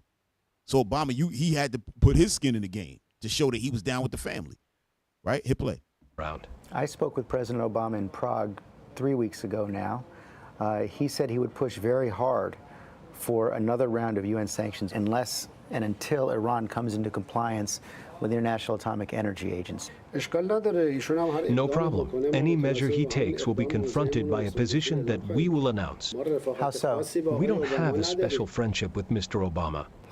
We will act the same way as we have been doing so far against hostilities. Yo, hit pause. I like what he said. He said we're going to continue to move the way we're moving against hostilities. Right. Because although they talking family, right, it's all hostility. They're talking to get to the violence. That's what he said about Clinton, Hillary Clinton. He said she's trying to move this relationship to get to a conflict. That's why she talking the way she talk. Obama wasn't quite speaking like that, but he still was going to go that direction, right? So no matter what American president or whomever was speaking, the point is, hey, we're gonna face that with the same type of rhetoric we did before. We're not playing with nobody when it comes to that hostility talking and threats. Go ahead, play. About us. We know how to defend ourselves. You're not concerned about sanctions, even though it's not just the United States, it's France, it's Great Britain. I spoke with President Medvedev in St. Petersburg. He said now it's time for sanctions against the Iranians as well. Iran is becoming increasingly isolated. We will not accept something that's being forced upon us. The issue that 3 or 4 countries possess a nuclear bomb and want to prevent the others from its peaceful nuclear energy goals, it is in violation of laws and against justice, and we will not accept it. Therefore, let's put it aside. This is not something that by threatening Iran or putting pressure on Iran will force Iran to change its positions. See that? Hit pause. You heard what he said? He said, listen, let's not even discuss this no more because there's nothing that they're going to do to stop us from doing what we're doing. Right. Why is he talking like that? Because the Lord put that spirit on him. Again, in the scriptures, it tell you that Iran is going to get that bomb. They have it already. They have it already. That's why he's saying there's no sense in us even having this discussion. There's no threat. There's no, what they said, sanction. There's no kind of conversation that's going to stop us. Because guess what? When you're talking about a nuclear enrichment program, right? In reality, the nuclear energy was supposed to be able to energize the country with what? In light, electricity, all that kind of stuff. You could literally run the whole world on nuclear energy. Nobody would have to pay anything like you got to pay the light bill and all. This is nonsense. If you had that, the nuclear energy in reality can run everything on the planet. So if you're telling people not to do nuclear energy, then he's saying that's against law because we can use it for what we need to use it for. Now, the United States and the other Edomites have come up with a bomb like they do everything else. Yeah.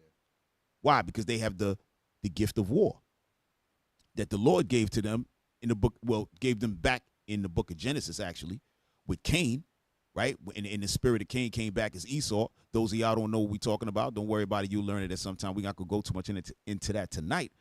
But the point is, back in Genesis 27, it tells you that Esau is going to rule with the sword. Mm-hmm.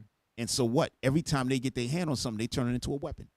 Revelation 6, right? Hell followeth after them and all that. Death. Hit play. This is not something that will work. Its time has passed.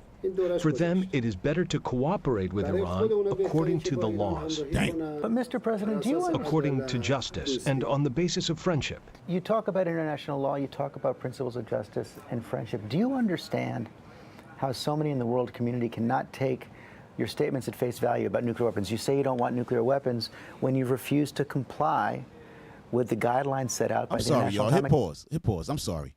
But look at how Esau is talking to a president of another country. Yeah. You see the pride on those people, man?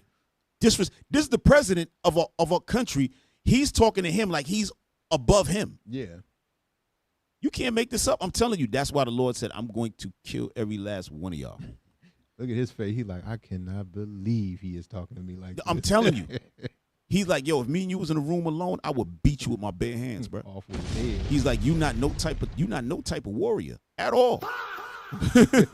Guys like him, they done had all kind of war. Yeah. Physical, hand-to-hand combat, shooting, killing, doing all type of stuff.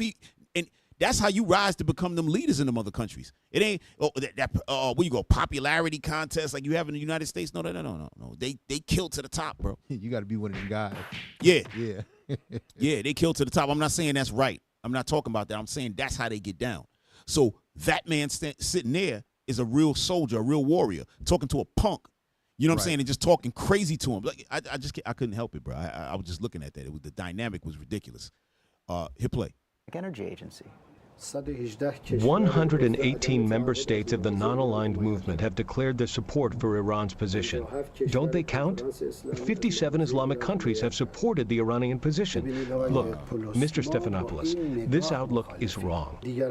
This opinion that some American authorities have are the root cause of the world's problems. That someone who possesses nuclear bombs tells others not to use it for peaceful means. It's clear from listening to you that you're not concerned about another round. Hit pause, y'all. If y'all didn't understand what he meant by using the nuclear weapon for peace, what he's saying is that when you have the bomb, the United States don't talk to you crazy. Right. That's what he means. When you have the bomb, the United States now invites you to dinner. Now you can sit at the table and they talk to you very nicely. They don't talk like Stephanopoulos right there. Do you understand that if you don't do they don't talk like that. Yeah. They're like, Mr. Ahmadinejad, can you please, would you like to try the steak tartare? They start talking right. Have a seat. Yeah. They start pulling a chair out and all that because now they got fear. They know that this guy's serious.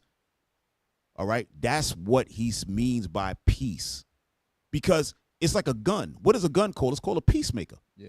Why is a gun that takes life, well, it doesn't take the people take life, but why is that weapon called a peacemaker? Because when it comes out, all of a sudden everybody gets peaceful. Yeah, everybody real respectful. Yeah, nobody want no more. Hey, bro. Nah, I didn't mean it like that. You know Excuse what I mean? me. Right? Go ahead. Hit play. But it's also been pretty clear to most observers that if Iran continues on this path, that the state of Israel will take matters into its own hands and take out Iran's nuclear program through military means. There you go. Did you see that? Now, why would that be clear to any of us that Israel would rise? Because these people are making a bomb, Israel is going to attack Iran? Right. Why would that be clear? Wouldn't it make sense that a person might think, well, listen, even if they get the bomb, they're going to drop a bomb on us. You know, America going to just obliterate them. But no, they don't want them to have the bomb at all, people. You know why, family? Because they're trying to stop the prophecies of God. It's not going to happen. Right. It's not going to happen. It's not going to happen. The only people to have ever dropped a bomb was the United States. Nobody's ever done it. Yeah. Nobody else has done it. So why are you worrying about these countries doing it when they've never done it? You're the only one that done it. And now you don't want them to have it. No. You don't do it. No. You don't do it. You listen to me. Right. You listen to me. Yo, this is crazy. All right, go ahead. Iran will definitely continue its path. You should not even doubt that we will continue our path. But aren't you playing with fire? The potential of an Israeli military strike? Do they want to attack us? They're not a factor in our defense doctrine. We don't even count them. Yo, you heard what he said? He said, we don't even count them. We don't care what y'all talking about, Esau. Right. Only thing he need to say, yo, we don't care what y'all white people talking about. That's really what he want to say. They don't give a damn. Like we doing, what he trying to say is we running our own country. You don't tell us what to do. Yeah. Oh, man, hit play. That at all? They're finished. The Zionist regime is finished. They can't even manage Gaza. They want to get into a conflict with Iran. Everybody knows about this, and I'm surprised that you as a professional journalist don't know. Wow. That's beautiful. Hold on, hit pause. Did you see that? Yeah. He said they can't even, he told my Amalek now. He said they can't even manage Gaza, and they want to get involved with us. Yeah. He like, we will roast them. See, y'all don't understand. Remember, y'all, we got to bring this back to y'all understanding. When you're talking about Iran, you're talking about the Persians. You're talking about the Persian Empire. They had an empire at one time. Yeah. They've been around for thousands of years. They look at America like, the new guy. Yeah, y'all just came around. Yeah. Israel, y'all is like 50. Y'all are 60 years old, 70 years, 80 years old, whatever they are. They don't give a damn about them. They're like, yo, we been around. How y'all gonna take us out? That ain't happening. Yeah. We gonna fight y'all to the death. Y'all don't understand. That's what he's trying to say. Hold on. Matter of fact, you know what? Hold on. Let's get a scripture real quick. Hold on. Matter of fact, play the rest of that, y'all, while I'm looking at this thing.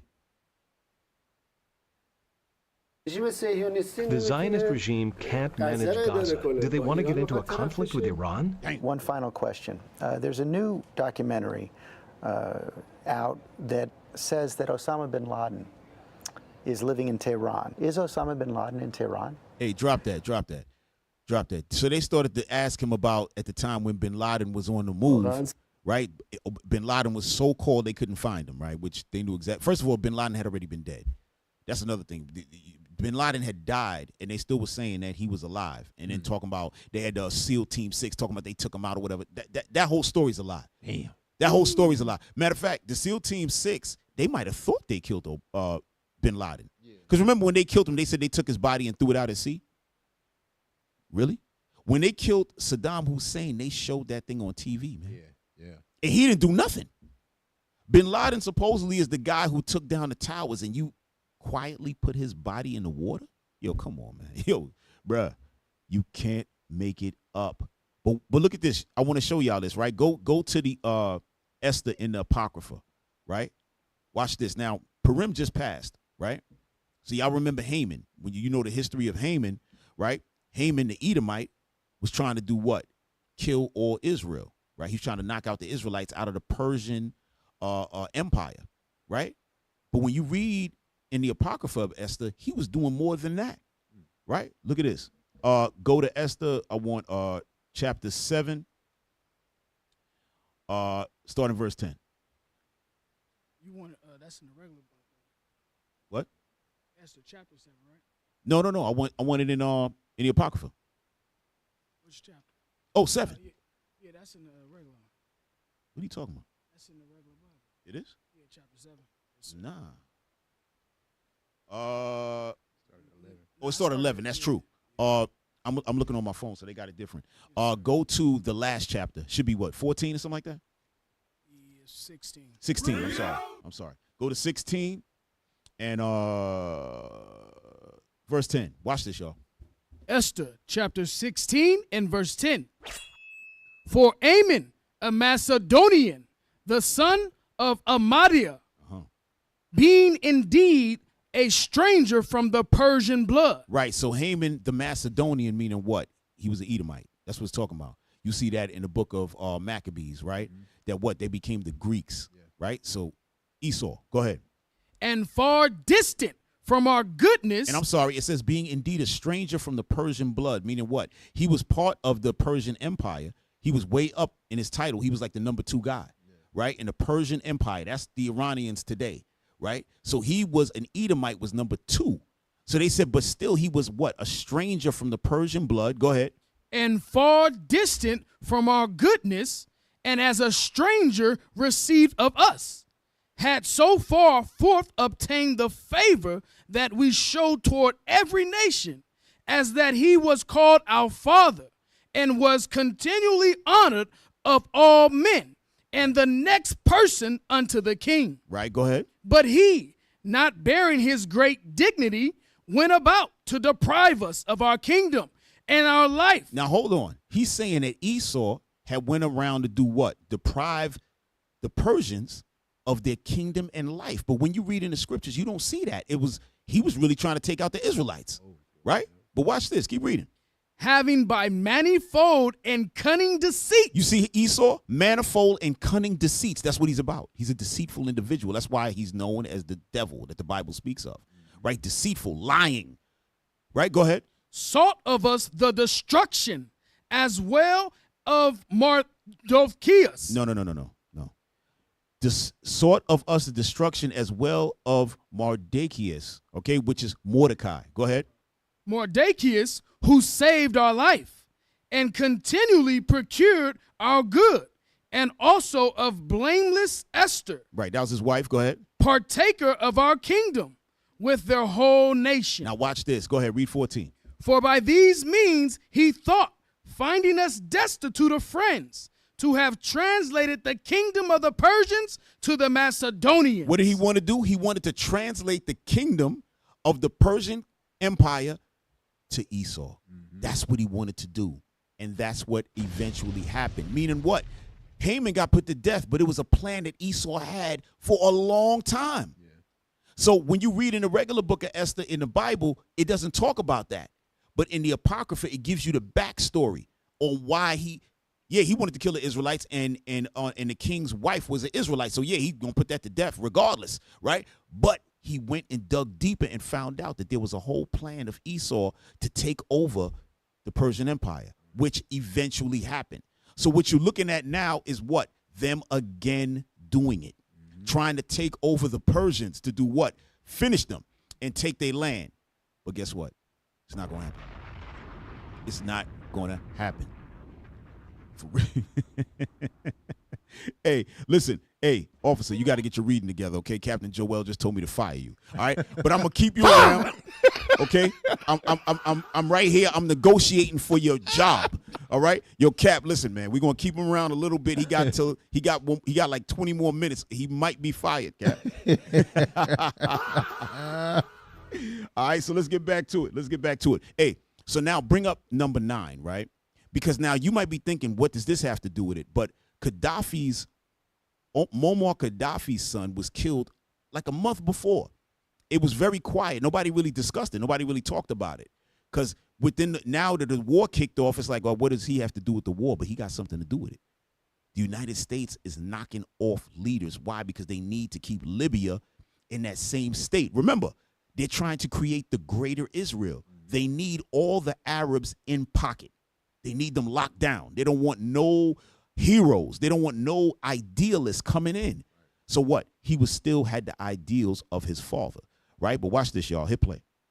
Saif al-Islam was 53 years old. Libyan officials say Saif was killed in the town of Sintan, southwest of the capital, Tripoli. Though the circumstances of his death remain unclear, local media reported that armed men entered his home and killed him. Prosecutors are now investigating the killing. His lawyer confirmed his death on Facebook without providing any details. Educated at the London School of Economics, Saif al-Islam was long seen as the reformist face of the Gaddafi regime. He played a prominent role in shaping policy before the 2011 uprising that toppled his father. After Muammar Gaddafi was toppled in 2011 and killed, Saif was captured while attempting to flee Libya to neighboring Niger. He was held. All right, so hit pause. So after his father was killed, right? They killed him in the street like a dog, right? And people, okay, Muammar Gaddafi, he was a rough character, but he had Libya moving beautifully, right? If anybody can find that, I forgot to pull that up earlier, but he had them. For instance, if you got married, you getting a house automatically. Yeah. You're getting. I mean, he had the whole country stabilized. Everybody was going to school, the whole 9, right? Meanwhile, they had him, like you brought out earlier, officer, what they do is what? Popular persuasions, try to make you look like a complete criminal, a demon and all of that. But his people loved him because he had things sewed up. Now, people who went against him, yeah, they came up missing. They was dead because he was that type of guy. He was a warrior. He was a soldier, right? So that's how he dealt. But his son now, he sent his son to school. His son went to school in, go ahead, read that real quick, officer. His name is Muammar, all right? Oh, there you go.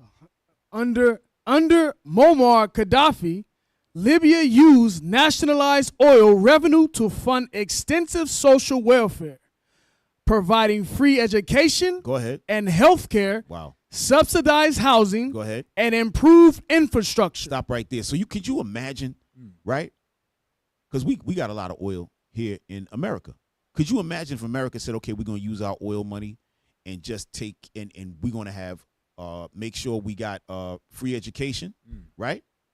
Free health care, subsidized housing. That's set up for you once you get it, you get married, whatever. And it was a thing. You get yourself on your feet and then you can go do whatever you want. And improved infrastructure, meaning what? Highways, roads, whatever the case may be, schools, however they doing it. Go ahead, read. These policies resulted in high literacy rates. You know, America doesn't like high literacy rates. Even here in the United States, I mean, if you go from state to state, the literacy rates of our kids especially is trash, okay?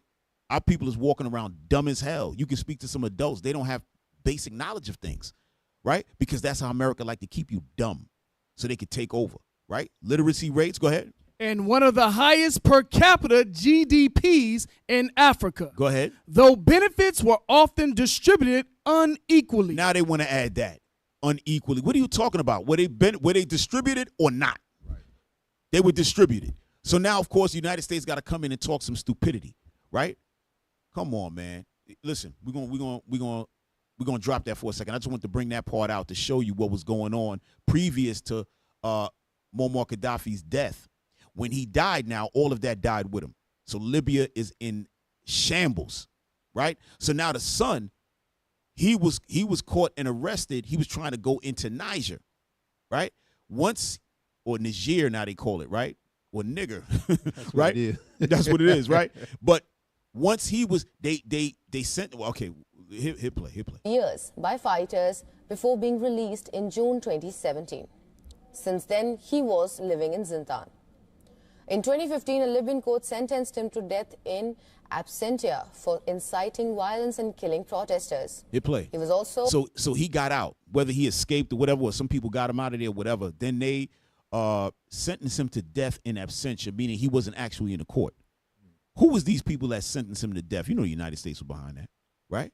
Sentenced him to death, but he was gone. He was in hiding, right? Go ahead, hit play. Wanted by the International Criminal Court on charges of crimes against humanity in connection with 2011 uprising. Okay. In 2020...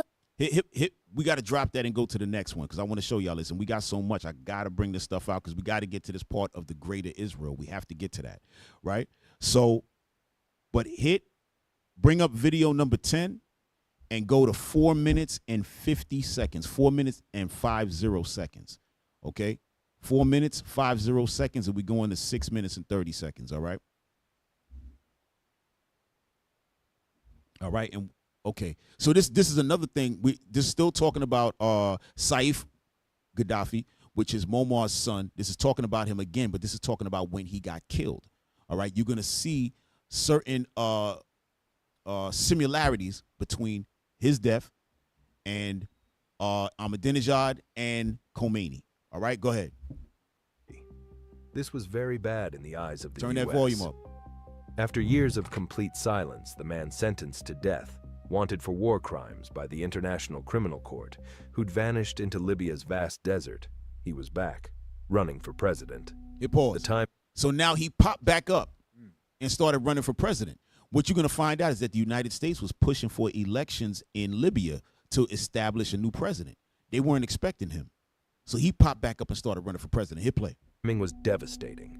The United States had demanded these elections. Washington had pressured Libyan factions to agree to the electoral process. Now those same elections threatened to restore the very regime they'd spent billions eliminating. Because everyone knew one fact, Saif would win by a landslide. It wouldn't even be close. Every poll confirmed it. Every analyst agreed. The Gaddafi name still had immense power in Libya. Tribal loyalties remained strong, particularly in regions that had benefited under Gaddafi rule. War-weary Libyans desperate for stability, exhausted by years of militia conflicts and economic collapse, saw Saif as a return to order. They remembered the infrastructure projects, the oil wealth distribution, the functioning government, however oppressive it had been.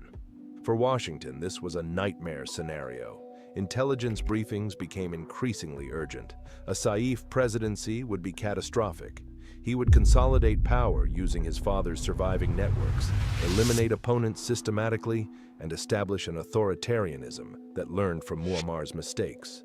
It would be more efficient, more brutal, more stable, and therefore more permanent.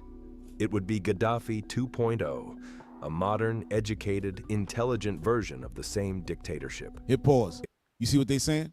So basically they're saying that because he went to school, graduated in England, I think he went to school, and graduated with an economics degree, and I want to say could be political, something else. I know it was 2 degrees, but he was going to be a different version than his father because he knew how to talk with the international community. Muammar was a straight soldier, so he did everything hard with the hammer. But this guy was going to use the hammer too, but then speak to you nicely, like how the United States do it. You know what I mean? But hit play. It would have been like Gaddafi never left.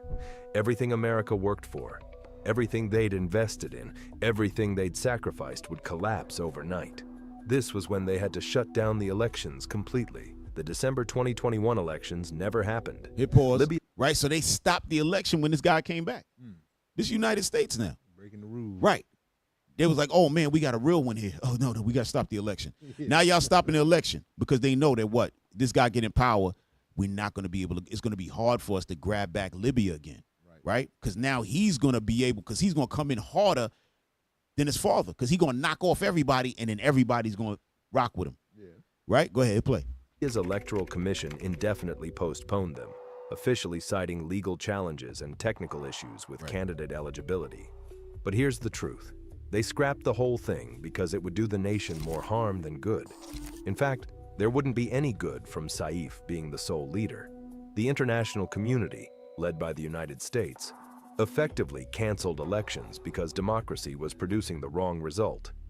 The U.S. made sure these elections didn't proceed after being the ones pushing Libya to have them. Think about the irony. America intervened in 2011 in the name of democracy and human rights. 10 years later, they prevented democratic elections because Libyans would elect someone Washington opposed. The message was clear. Libya could have democracy, but only with acceptable results. Damn. Since 2021, when everything was canceled, Saif went back into hiding. Nowhere to be seen, once again, rumors spreading. He may be dead. He may have fled to another country. Nobody knew for certain. But for American intelligence, everything changed after 2021. Before his presidential bid, Saif was a problem to manage, a potential future threat. After he nearly won an election. We at 6:30? Okay, now we good. We good on that. Hey, right? Cap, you know what they go to show? Yes, They go to show about this whole voting thing, right? In democracy, when they over it, they only allow it to work if the people getting elected are playing ball. That's right. That's how you know it's a farce. So we have an instance where this brother's running. Right. They know they can't control him, so it's like, hey, let's just stop the whole election. Exactly. You know, because they're not going to control that. The whole point of democracy is to give you an illusion of your participation. Exactly. Yep. Right. No, excellent. Excellent. And the other video that we took down that I didn't let play out, it discussed how he got killed. I forgot it was the ending of the other video. But how he got killed was, I'm going to just tell y'all because I don't want to go back to it. What it was that he was, again, in a spot by himself with his friends, right? Nobody knew where he was at, supposedly. 4 men came in, right? He's on the phone with his people. And then as somebody's coming in, because his friend so-called went to go grab some food or whatever, this team of men, he said, yo, it sounds like somebody's breaking in the house. This is the last words he was telling his guys on the phone. He gets off to go see what's up. Boom, they hear the shots. He got hit 7 times. But what they did before they came to see him, they went to go grab all of the security tapes, knock off the camera. So there's no video of nothing, right? Who's doing stuff like this? A 4-man team? Coming in, wiping everything clean, knocking them off, right? But watch this. Check this out. Bring up number 11. You just got to read this article real quick, right? So his sister came out and said, well, yeah, he didn't get killed in the house like that. So nobody don't really know exactly what happened. The only thing they do know is that he dead. That's it. Y'all got that article? All right. Safi al-Islam Gaddafi, death. Muammar Gaddafi's son killed near border with Algeria. Go ahead, scroll up. Get that out of there. Scroll. Get to the article. Get that stuff out of there. I know it's like a foreign paper, so it's crazy. All right, go ahead. The young Gaddafi died in circumstances that remain contested, with his family and close aides offering differing accounts of where and how he died. Right. So now it's up in the air. How did he die? Go ahead. According to the BBC, the 53-year-old's death emerged on Tuesday, January 3rd, through multiple channels, making the dramatic end to his life. Marking the dramatic end to his life. Sir. Go ahead. He had remained deeply entwined with Libya's turbulent politics long after his father was overthrown and killed in 2011. Okay, so we're going to scroll down a bit. We're not going to read the whole article. I want to get to where his sister jumped in there, right? Scroll. Hold on. Scroll up.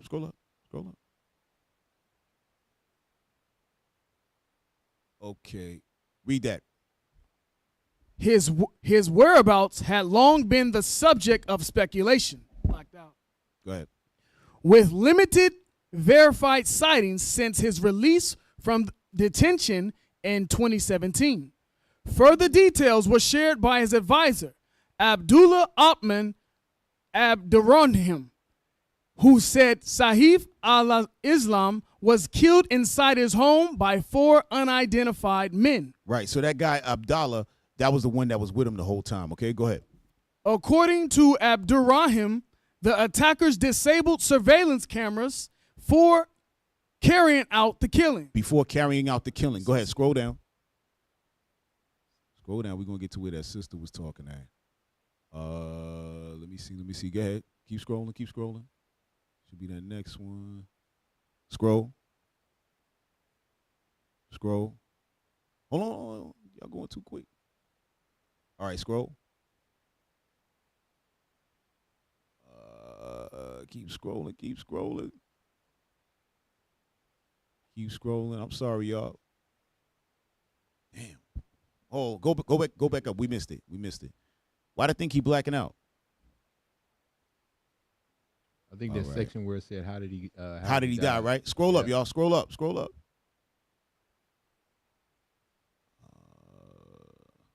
Go ahead, scroll up, y'all. Scroll. Damn. Must have went right past. I seen where it said his sister. That was what I was looking for. Damn. All right. I don't know. We missed that thing. I don't know. It might just be right above that. I don't understand this blacking out stuff. All right, stop right there. How did he die? Damn. There it goes. Yes, this is it right here. Read that. All praises. According to his political team, Saif al-Islam was shot dead in an apparent assassination with his lawyer told international media that a four-armed man unit carried out a targeted attack at his residence in the western Libyan city of Zintan. All right, jump down to that last paragraph. However, a competing account came from within Gaddafi family, as his sister told Libyan television that he was killed near Libyan's border with Algeria. Right. So she's saying that he was fleeing, I guess, into Algeria and got into it out there with a group and got killed, right?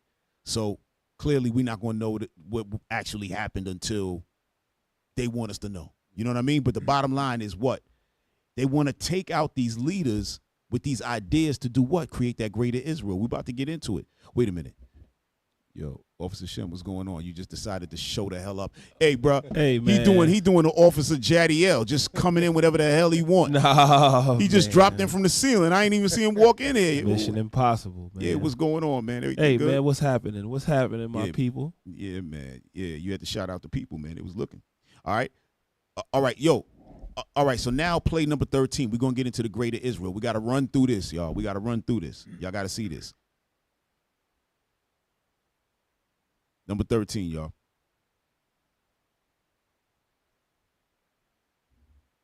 All right. To build. I think this moment in time represents the apex of the Israeli agenda to build a greater Israel and to wage wars of annihilation, not just against the Palestinian people, but against any forces that could rise to stand in the way of Israel being the dominant military force in the Middle East. Right. Stop. Hit pause. You see that? It says greater Israel refers to a belief that the Bible justifies Israel expanding its borders, right? So remember what we was going over in the kingdom, right? Remember, it's going to be 1,500 miles wide, high, long, all that. They thinking that they about to experience that right now. Yeah, they not. They're not the guys. They're not the guys. But hit play.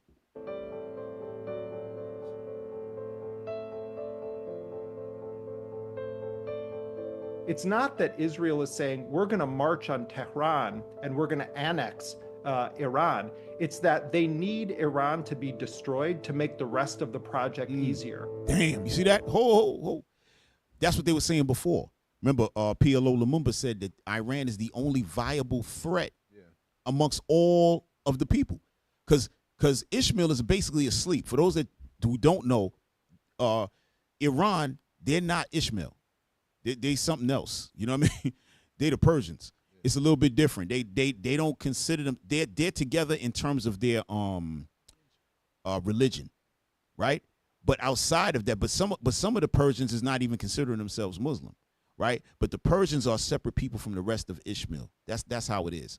All right. So that's why they were looking to put that wedge there, because they know, hey, Ishmael ain't really with them, you know. But even Ishmael, remember, they're a wild man. They've been fighting with each other the whole time. Oh. That's why the United States and England and all that try to make those countries to make it look like, okay, so they can have control of them, y'all. All right. So that's what they're saying. Iran is the last problem there, basically, for them to take over the entire region. All right. Go ahead. I think that the Israelis view Donald Trump as their greatest chance in history to push through a project for a greater Israel. What they want to do is severely weaken or utterly destroy any forces or countries in the region that will stand in the way of the next phase of Israel's war of conquest and annihilation. Look at that. Stop. You see that? That's what we went over earlier. Remember Epstein, right? He was hoping. Remember, he was talking to Ehud, the other prime minister of Israel, saying that he hoping that they would attack Iran. Look what it says here. For decades, Benjamin Netanyahu been trying to make that happen. So even when I ain't gonna say remember, y'all might not know, he was the prime minister, then he wasn't, then he came back. So even when he wasn't the prime minister, he was stirring it up. All right, hit play. Nuclear weapons. Nuclear weapons. Nuclear weapons. Atomic bombs. We are talking about 3 consistent decades of Benjamin Netanyahu falsely claiming that Iran is on the verge, days away or weeks away or months away from building a nuclear bomb. And so what we're seeing right now is that Netanyahu is getting what he's been agitating for since the 1990s.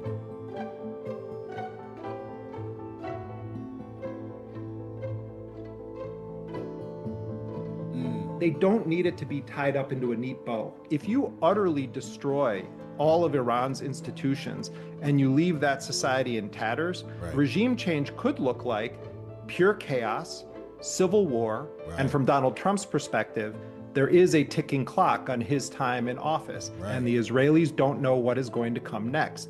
And so what you've seen is the utter obliteration of Gaza. You see an aggressive attempt to annex greater parts of the occupied West Bank. You saw the wiping out of the upper echelons of Hezbollah in Lebanon, bombing the entire conventional military capability and capacity of Syria to ensure that whatever Arab government takes power won't have an ability to defend itself against Israel and its wars of expansion or conquest. The Israelis definitely want to see a massively weakened Iranian state that will make it much easier for them to pursue their agenda across the rest of the region. Right. And y'all can drop that. Right? So this is what it is. So with everybody, what they trying to do, they trying to get in there, lie to them, right? Fake negotiate, but they want to take over, right? They want to take over. At the end of the day, they either going to do it by, you know how the people say, by hook or by crook, right? They're going to come in there smooth. Give me Isaiah 21, right? Give me Isaiah 21, because, and we're going to start at verse 1. Actually, you can start at verse 2, right? We're going to get straight to it, right? Because these people are wicked as hell. They stabbing everybody in the back. They're going to do whatever they got to do. You can't listen to nothing they talking about. Everything is a lie. Go ahead, read that, bro. Isaiah chapter 21 and verse 2. A grievous vision is declared unto me. The treacherous dealer dealeth treacherously. The treacherous dealer dealeth treacherously. Who's that? That's Esau. That's Babylon. That's United States. That's Israel. Right? Go ahead. And the spoiler spoileth. Go ahead. Go up, O Elam. Go up, O Elam. Besiege, O Media. Right. That's talking about what? Persia, Media. Right? That's talking about what? That's what we're reading about today, Iran. Right? And the reason it says O Elam, O Media, because the Persian Empire had stretched all the way into India, all the way down in Iran and all of that. It was huge. Okay, go ahead. All the sign thereof have I made to cease. Right. Because what? They're going to raise up against the treacherous dealer. That's what it's talking about. You got something, bro? Yeah, I just like Job. 5 and 12. All right. Because if you're not playing ball, they're knocking people off. You got to be in pocket. So watch this. The book of Job, chapter 5 and verse 12. He disappointeth the devices of the crafty, so that their hands cannot perform their enterprise. So everything they're trying to set up and get accomplished, the Lord he already got things set up to where it's not going to work. He taketh the wise and their own craftiness, and the counsel of the froward is carried headlong. Right. So that's it right there, man. Everything they're trying to do is going to be spoiled. No, 100%. There's no way in the world that. Again, the beautiful part about it, right, was when they said that they were trying to carry out God's mission. Right. This is God's mission, 100%. Right. When you go into, we talked about it. 2 Ezra 15. Go back to Micah. We left off from that purposefully because I knew we were gonna have to come right back to it. Right. Go back to Micah chapter 2. Right. We're gonna start in verse 1 again, but look right in verse 2. Watch this. Right. The book of Micah, chapter 2, and you want to start at 1? Yes, sir. Verse 1. Woe to them that devise iniquity and work evil upon their beds. When the morning is light, they practice it, because it is in the power of their hand. Go ahead. And they covet fields. The field they coveting right now is the land of Iran, Persia. That's what they're coveting. They're coveting the fields, but they were doing what? It said that they was devising sin in their minds. They thinking about it. Decades. We got to get it. Go ahead. And they take them by violence. Are they not trying to take it by violence right now? Go ahead. And houses. And take them away. Go ahead. So they oppress a man and a house. Because they want to oppress a man and his house. Go ahead. Even a man and his heritage. A man and his heritage. That's what they're trying to do. What did it say? That they're going to do what? Stir up conflict, right? They bombed the schools, right? By them bombing the school of the kids, you might be thinking, oh, maybe they made a mistake. No, they want the people to turn on the government and say, see what you doing? You making them bomb us and kill us. That's what they're trying to do, all right? They trying to create what? Civil wars, all of that unrest so that this way they could just waltz right in. They don't really want that war. That's why Ahmadinejad said, what? They really want problems with us? You can't even handle Gaza. Right. You don't really want it with us. They don't really want it with them, right? So they trying to do what? Different things. Watch this. Hey, y'all ready? Y'all ready back there? I want y'all to bring something up. Watch this. Hold on. Where's that thing? Damn. Oh, here you go. Bring up 22 real quick. Because they said something. They want to create chaos and all of that, right? Watch this. Bring up number 22. Watch this, y'all. Turning now to the Gulf situation, which we just talked about with Dr. Trita Parsi, the entire region in flame and also deeply afraid of what it means if they run out of interceptors. We did want to start, though, with this extraordinary accusation by Tucker Carlson reporting that there were Mossad plots and agents arrested by 2 different Gulf countries trying to foment terror and chaos in these countries. Let's take a listen. It really, really hurts these countries, and Israel wanted to hurt these countries. That's the point. Wanted to hurt these countries, wanted to sow chaos and disorder because they are rivals of Israel. So it's probably hasn't been reported, but it's a fact that last night in Qatar and Saudi Arabia, authorities arrested Mossad agents planning on committing bombings in those countries. Now, that's weird. That doesn't make any sense. Why would the Israelis be committing bombings in 2 Gulf countries which are also being attacked by Iran? Aren't they on the same side? No. Right. No. Right. Israel wants to hurt Iran and Qatar and UAE and Saudi and Bahrain and Oman and Kuwait. Extraordinary claim there by Tucker Carlson, and obviously highlighting the big. But listen, y'all, but that goes into the greater Israel. So you might be thinking, what they're going to do, just take over all these countries and call them Israel? They want the United States of Israel. That's what they're trying to do. That's what they're trying to do. It's just like the United States. That's what they're trying to do over there, right? Because they're supposed to be on the side of what? Of, I'm sorry. I'm sorry. I forgot what he was saying in terms of, the Saudis and all of that, right? They got stuff going on in Saudi land. I'm going to show y'all that, right? All of their so-called allies, they're doing stuff in those allied countries, right? To do what? To make it look like there's terrorists. Now, there is going to be some real terrorists. No question about it. But they're setting the tone. I'm telling you, this thing is crazy, y'all. It's super crazy. Hold on. You got something while I'm scrolling through here? Oh, you know what? Bring up number 16, y'all. Bring up number 16. So now we're going to jump to Saudi Arabia. Saudi Arabia is the ultimate friend of America, right? That's like their best friend in the Middle East, right? The so-called Middle East. Watch this. Page 16.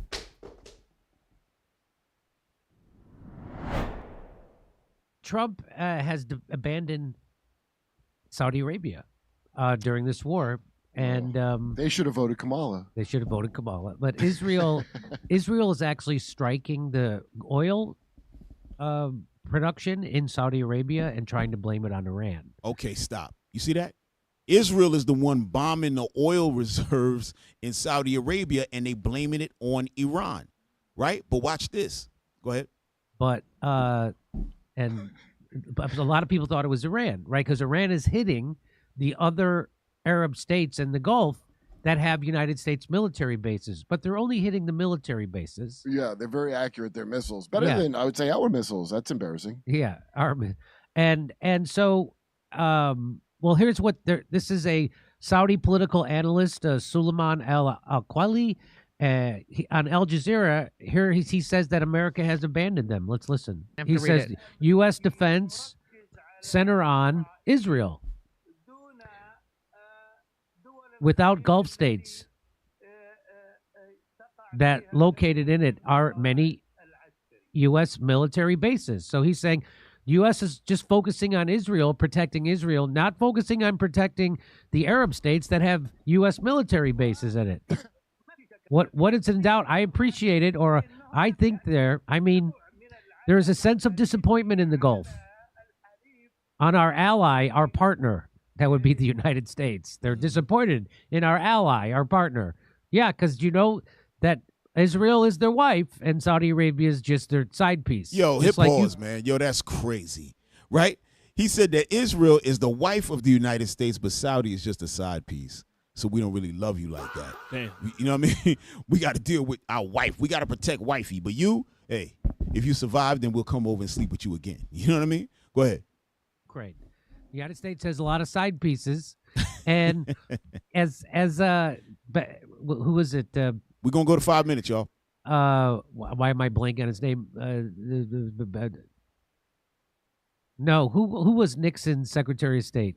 Kissinger said it is dangerous to be America's friend. It's deadly.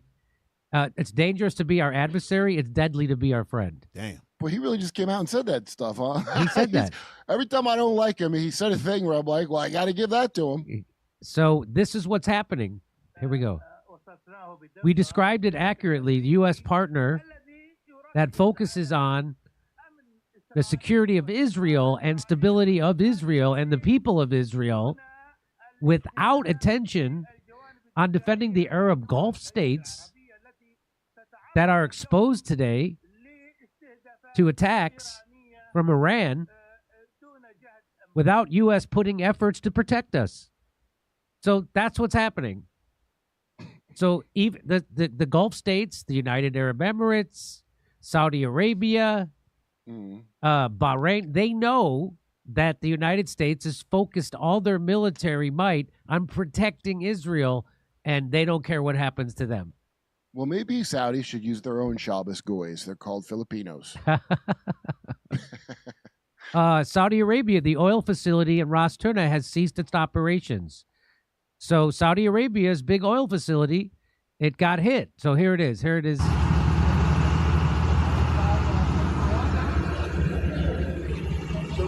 Now, people thought that was Iran that did that. Watch this, y'all. So people thought that was Iran. But now we're getting many more credible reports that say, no, that was actually Israel that's going, because Iran doesn't want the United States to bomb their oil fields. So they're being careful not to bomb anybody else's oil fields because they don't want to start let's bomb each other's oil fields war. What Iran is doing is just striking back at military installations of the United States in other Arab countries. They're not striking the oil production because they don't want anybody to strike their oil production. So they're not really launching a war against these Arab states. They're launching a war against the United States military installations in those countries. So so right now here we have Ryan Razbiniani says, just in, Iranian state media shares Iran did not attack the Ras Tanura oil refinery in Saudi Arabia, Tanura oil refinery. It was Israel. Tasnim news agency reports the attack on the Saudi Aramco refinery was carried out by Israel, and Iran did not strike any oil facilities in Saudi Arabia. In fact, here, I got a video for you to tell you the same thing. We have already been in touch with our Saudi brothers, and we have talked about this issue. Iran is not responsible for the attack against the oil installations in Saudi Arabia. We have made it clear, we have officially announced today that was not one of the targets of the Iranian armed forces. All right. Yo, y'all can drop that. You see that? So Iran came out and did what? They called, they said, we spoke to our Saudi brothers. They called them and said, listen, that ain't us. We ain't do that. And Saudi, knowing them enough, they said, all right, cool. We know it ain't you. Y'all see, you see what's happening here. So Israel don't give a damn about nothing. They were looking to expand and do this by any means necessary. All right. But basically what we're telling you with that is that we were talking earlier. How is Saudi? How are the rest of the Arab nations going to wind up coming together through things like this? This is how they're going to wind up getting behind Iran and saying, yo, we rolling with you. The Dragons of Arabia is going to roll with Carmania and do damage. You know what I'm saying? Y'all got something? Y'all got something? Yeah. Go ahead. You had said something earlier, like they saying they doing God's work, right? Right. And trying to build this thing up. But we know that it's not God's work because the scriptures say something totally different. Give me Zechariah 4. Hold on. Before you do that, it is God's work. Yeah, because that's what we were bringing out earlier. You wasn't here, so you didn't see the actual quote and everything what they said. It was beautiful, but they literally are doing God's work because they're putting themselves in position to get killed. They on that behalf, right? On that sense, Exactly. Yes. Yep. I'm not talking about that sense, there. Right. Because they think they're doing something. Exactly. They think that something is positive for them is gonna come out of it, but it's not. Right. Ain't nothing positive coming out for you. You doing what you supposed to do in order to get tucked away. That's the point. Give me Zechariah chapter 4 verse 6. Because when the real people get the land, it ain't gonna be by gunplay. It ain't gonna be by watch. Go ahead, read that. Zechariah chapter 4 and verse 6. Yeah. Then he answered and spake unto me, saying, This is the word of the Lord unto Zerubbabel. Watch what the Lord told Zerubbabel. Saying, not by might. Not by what? Not by might. So it ain't gonna be by your own might that you gonna make a difference. Nor by power. It ain't gonna be by your own power that you gonna make a difference. But by my spirit. It's gonna be by the Spirit of the Lord that's gonna make that difference. Right. Saith the Lord of hosts. The Spirit of the Lord is what's gonna bring everything back to its original. He's gonna put the Spirit of the Lord is what's gonna put the real people back on top that's supposed to be on top. It ain't coming by no one man's might or no one man's power. That's right. I better understand that. Yeah, they gonna understand. Hey, bring up number 24. Because I'm glad you touched on that because there's a piece that I wanted to enter in that I forgot to add because they were talking about how this God's plan for them, right? And what the Iranians said was, yeah, this is God's plan for them to off themselves. That's basically what they said, which was we brought out in the book of 2nd Ezra chapter 11. But I want y'all to see, remember we talked about they got a satanic understanding of the scriptures, right? They built something different, the opposite, a deceitful thing. But look at this. I want to show y'all something. There's a guy named, well, he's dead now. He was a colonel, Michael Aquino, right? And he was in the service. Watch this. Just play this thing. Number 24, y'all might have to like just like kind of like what they say, scrub it a little bit to where it actually starts. It should be like around maybe 15, 20 seconds or something of the video, because there's a bunch of little foolishness going on in the beginning of it. I want y'all to see something, all right? Because Satan runs this whole situation. You know what I'm saying? That's why the Lord said, what? The earth is given into the hand of the wicked, all right? It's happening right now. Watch this, y'all. 24. Once again, a warning about some tough language and descriptions in a report that we'll have for you in just a moment. Let me introduce you first, though, to Zena LaVey. Her father, Anton LaVey, is, I guess, the founding father of Satanism in this country. Founding it about 25 years ago, Zena? Yeah, approximately 25 years. Can you tell us with any certainty how widespread the religion of Satanism is in this country or around the world? Well, the religion is worldwide. We have members just throughout the world. Dr. Aquino, the high priest of the Church of Set. Temple of Set. Temple of Set, also a colonel. This guy right here is a colonel, right, in the army, in the military, literal colonel, all right? And he's the head of the Temple of Set, which is a satanic organization. And the government knows about it, right? Go ahead, hit play. Interestingly enough, in the United States Army, what is it, this Satanism? I think that there is some confusion tonight because this same term means something different to Satanists than it does to Christians in the United States. By our own standards, the people who you've shown in these film clips would not be Satanists, either present or in the past.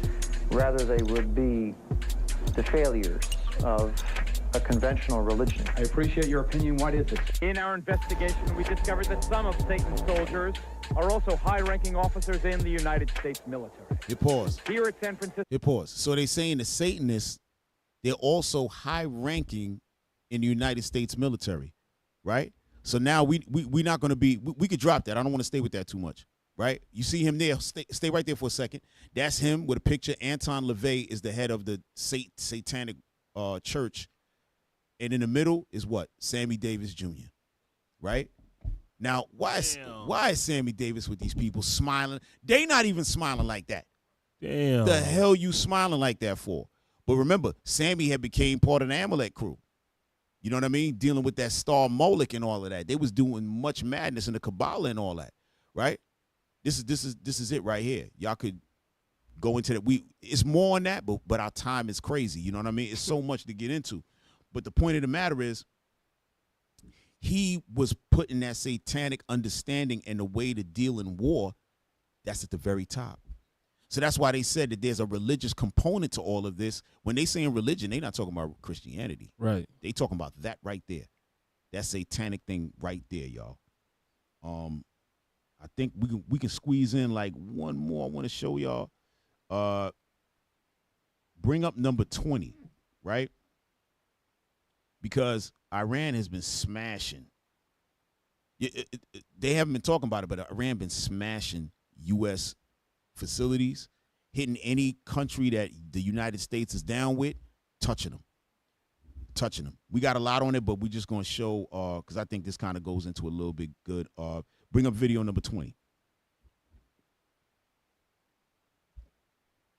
Israel and the United States have attacked Iran. They've followed up on their 12-day war and now turned it into, who knows how long this is going to go on for, but it's way, way more serious than what happened during the 12-day war. I mean, just in the last, 24, 36 hours, they've murdered, the Israelis and Americans have murdered Sayyid Ali Khamenei, who in English we say supreme leader, but it doesn't really encapsulate the role that he plays in terms of his religious mandate and culturally speaking. Let me just say it this way. Let me put it this way. It's an obscene crime. I mean, it's worse than killing the president. Okay, it's that bad. Damn. Yes, you see that? Killing him is like worse than killing the president, because the president doesn't have any religious or cultural significance to American people, right? He's just like a political guy. But this man is a political man. He's a spiritual guider. He's a cultural situation icon, right? So to them, this is way worse, meaning they coming back for some blood. That's really what he's saying. Right. Go ahead. It's really that bad. They murdered him in his home with his family. And then they of course, launched a bunch of attacks on a girls' school, even like over 100 schoolgirls murdered, and a bunch of military targets and civilian targets, hospitals, etc., etc. You know what the Israelis and Americans. And so in response, Iran have struck all of the US bases in the region. I mean, we're going to go through them one by one, okay? We're going to start with Bahrain. So in Bahrain, you have the United States Navy, the Fifth Fleet specifically, stationed out of Bahrain, out of Manama, the capital. And, me being not just a journalist, but someone who's really big on counter surveillance, right? Like and cybersecurity. Seeing the Iranians blow up this radome, excuse me, is really something. Okay, so this radome is basically an NSA station. So the NSA, the National Security Agency of the United States, have a base. It's not very secret, is it? Inside of this naval base, which is, it's something they've been doing for decades. It's nothing new, but that is usually cloaking, air traffic control systems. It could also be radar, or it could be satellite communication, SATCOM. It costs a lot of bloody money, and just no air defense, nothing, just gone. It's absolutely insane. And the videos coming out of it. Pay attention to the audio, by the way. Yeah.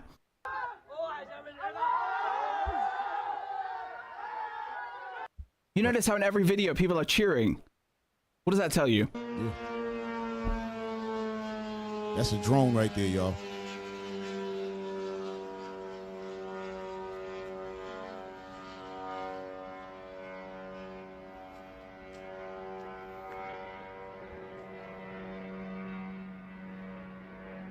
Hey, listen.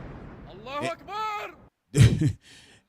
Yeah, and these drones, y'all, right? These drones, the same attack. Yeah, these drones are not one with a missile on it and dropping it. The drone is the bomb. So they taking the drone and flying it right into stuff. That's how they doing. Go ahead. It's just from a different angle, yeah?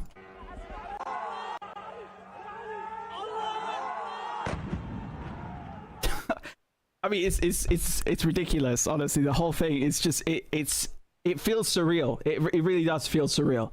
So this is February 28th, right? It's February 28th. I'm trying to do it chronologically a little bit, but mostly we're going to do it geographically.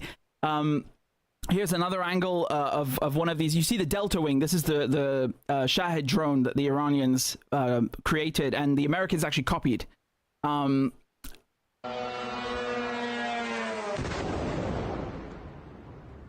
Yeah, it's bloody madness, right? So all of these clips I'm showing you right now, they're of the Fifth Fleet.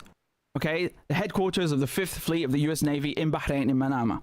Okay, I mean, it's just they're wrecking. So listen. In this video, what he's showing you is 9 different installations in countries where Iran is touching the United States.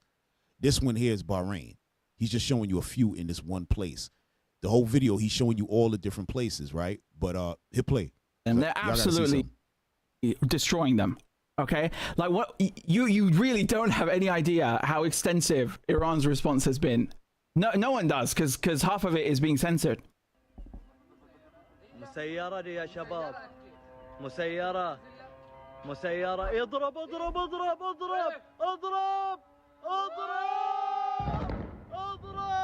Right, so that's the radome being taken out, and they're basically saying "odoro," which means like hit it, basically hit it. Every single video that you see is extraordinary, whether it's in Bahrain or it's in it's filmed in Gaza.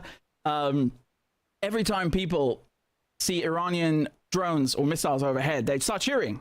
What does that tell you about how people in the region feel regarding the United States and having U.S. bases on their soil? It tells you that they don't fucking want them there, do they? Right. Look at this, y'all.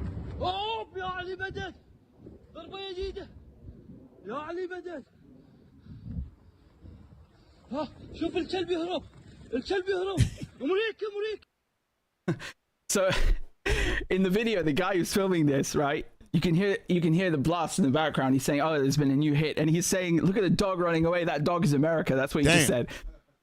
Yo, hey, listen, we got to drop that. We can't go through the whole video, but let me tell y'all where they hit. They hit the UAE, They hit Bahrain. They hit Qatar. They hit Saudi Arabia, right? They hit, well, they didn't hit, they hit Saudi Arabia, but they didn't hit those oil fields.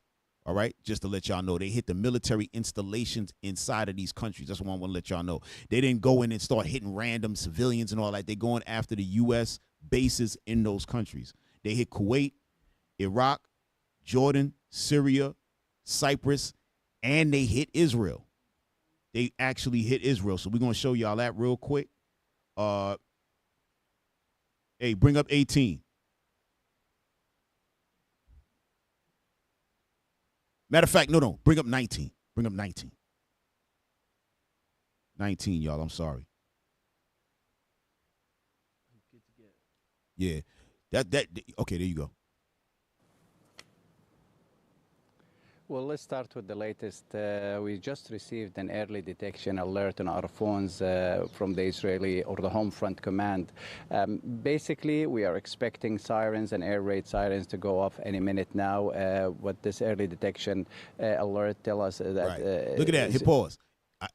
Iran missile barrage sparks explosions over Tel Aviv. So right now, what you're looking at, nobody's there. Everybody left.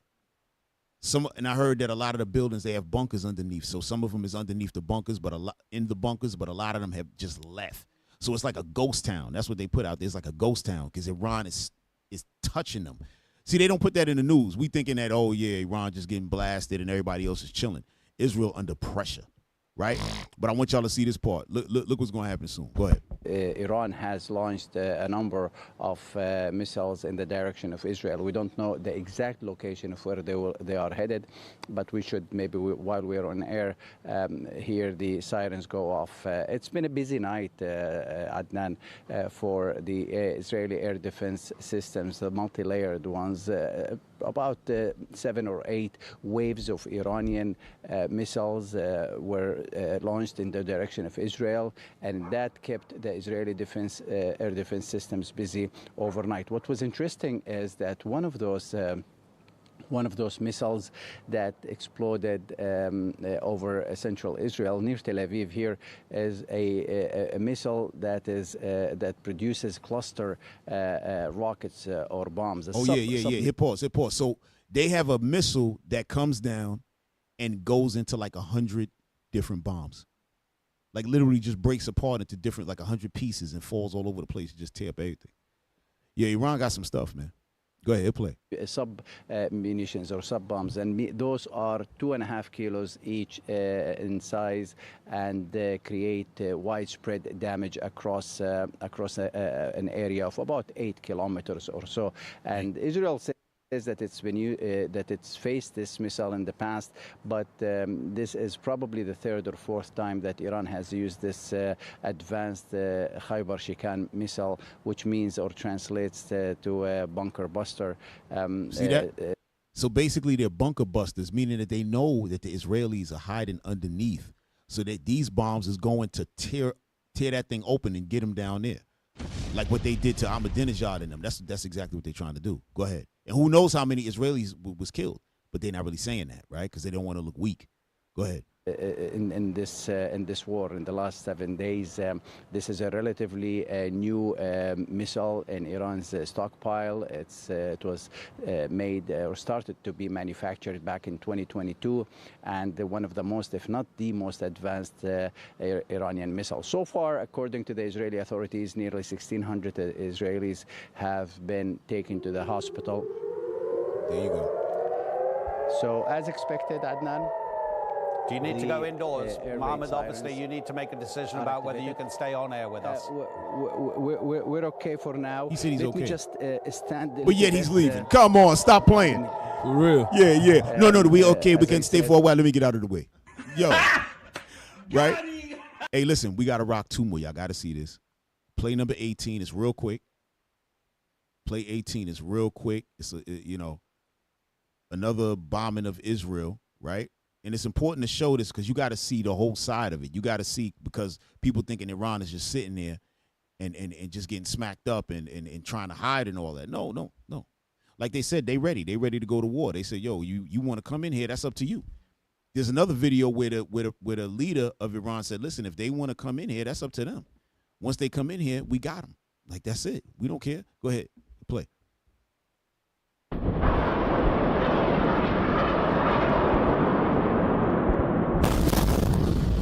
Right? So that's a high-rise building out there. That's where people live. They don't give a damn. They don't give a damn. They was hitting hotels, all that. We got so much videos, we can't even show everything. They was hitting hotels, right? And people say, damn, why they hitting hotels? But they said that American soldiers, a lot of times when there's problems at the base where they know the base going to get hit, they'll tell them to go in the hotels. And then Iran has that knowledge, so they hit the hotel.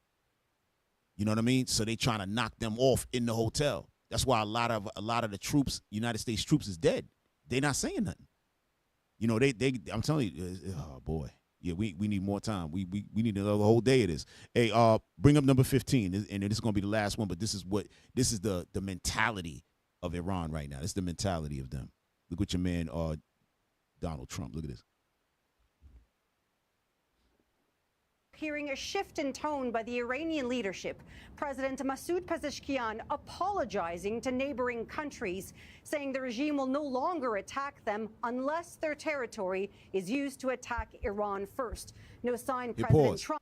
So Iran was apologizing because they like, listen, man, I know we hit y'all countries and all that, but y'all got them bases in there.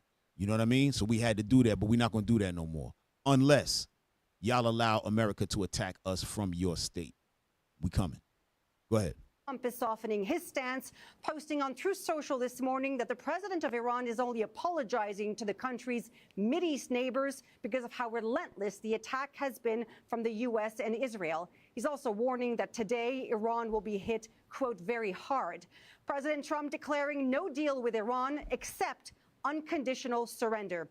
Iran's president answering, quote, they will take their dream to the grave if they think we will surrender unconditionally. Yo, yeah, let's go. He said, yo, they're going to take that to the grave. We fighting them to the death. That's what y'all got to understand. Yeah, and they know and understand that if they give up, they're going to die. Thank you.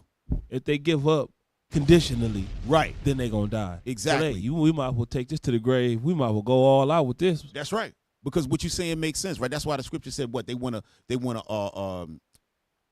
oppress a man and his house, a man and his heritage. Right. They like, yo, we going to die on this. And a lot of us, you know what I'm saying?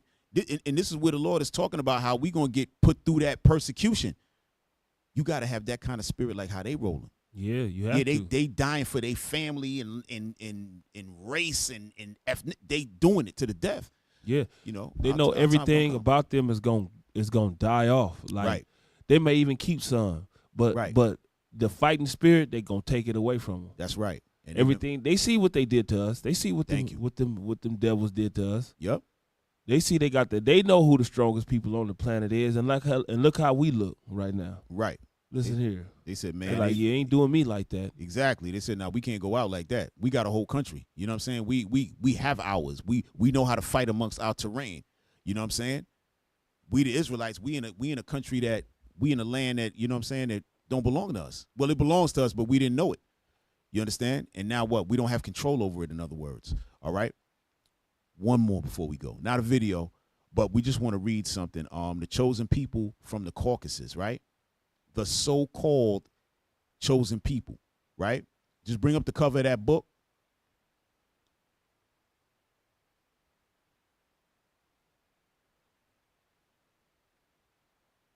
Bring up, yeah, there you go. Read that cover, bro. Chosen.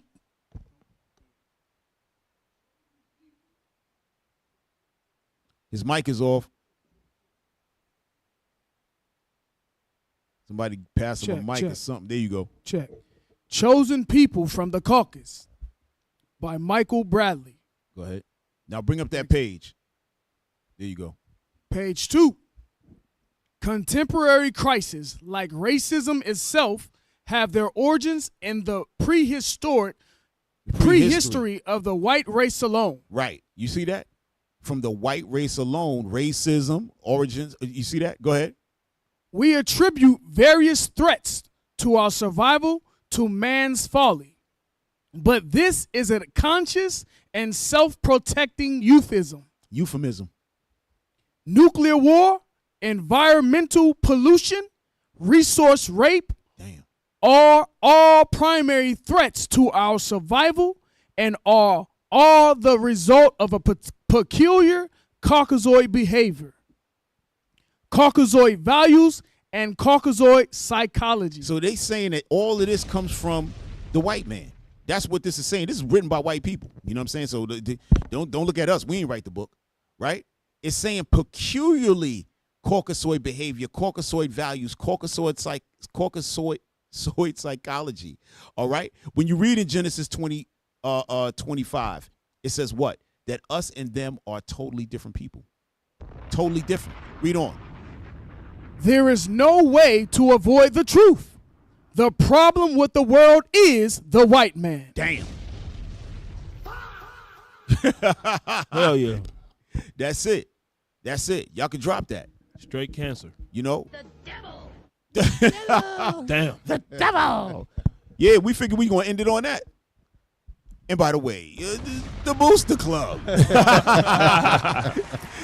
right? All praise to the Lord. You know what I'm saying?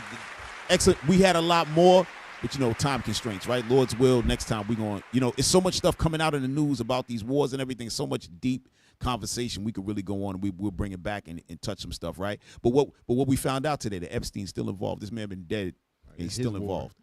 His war, right? Epstein war. You can't make it up, right? So, hey, donate to the Booster Club, the Isaiah 11:11 project, all right? Help us out. We have to span the four corners of the earth and bring our people back as one, all right? It's coming to an end. Y'all see it, right? It's not tomorrow. It ain't going to be the next day. But y'all see it happening in front of your eyes, all right? So what? Donate so we could do what? Gather the 12 tribes. It's a light thing. It says it's a light thing that you should go out and gather the 12, all right? Give what you can, y'all. Give what you can. Which is everything. All right? And also save a couple dollars for us, you know what I mean, here at the Nehemiah Squad, all right? Here go the QR code. Hit that up, all right? IUIC.norcal@israelunite.org. That's the PayPal. So Cheer. Go on and pay, pal. Yeah, go on. Go on and pay, pal. All right. Yeah, so next week we're gonna be on here. We're gonna continue. Probably the conversation is gonna be with the war. All right. And then the following weeks we got like 3 guests lined up for y'all. Crazy guests coming on. We got some stuff coming on. If y'all remember what happened to our young brother Tamir Rice was killed, a young boy in Cleveland. His mom is going to come on the show. It's going to be excellent. We got the Johnson family coming on as well. A couple weeks after that, we got man, I can't remember everything. We got a lot going on. And the Johnson family is who we helped out in the Carolinas. Kendrick Johnson. Kendrick Johnson, yes. All right. The dad is going to be on. Okay. It's a lot. I'm trying to remember the other guests, but we got them. Everything's getting lined up. It's been a lot of juggling going on, but it's good because we had the opportunity to start bringing this stuff out as well, which we love to do, you know? Just make sure y'all tuned in. That's right. It's going to be another one like the other one. It's going to be a lot of people. It's going to be a lot of fun facts coming out. Oh, yeah. It's going to be facts coming out. Right. So just come on in. Come on down. That's come right. on in. The water's fine. The water is fine. All right? So we out of here. So, hey, Officer Shim, you taking us out or you trying to parlay? Go ahead. Come on. The book of Nehemiah, chapter 13 and verse 21. Come on. Then I testified against them and said unto them, Why lodge ye about the wall? If ye do so again, I will lay hands on you. If you do this thing again, we got to lay hands on you. If you don't donate right here to the Booster Club, we got to lay hands on you. And if you think we going out without a fight, boy, we got to lay hands on you. And it's the show. It's the Nehemiah Squad. Cheer. Thank y'all for tuning in. We are your hosts. We got the mighty Captain Zakai, Officer Shim, and Officer Judah. Yes, we out. All praises, Most High Christ bless y'all. Shalom.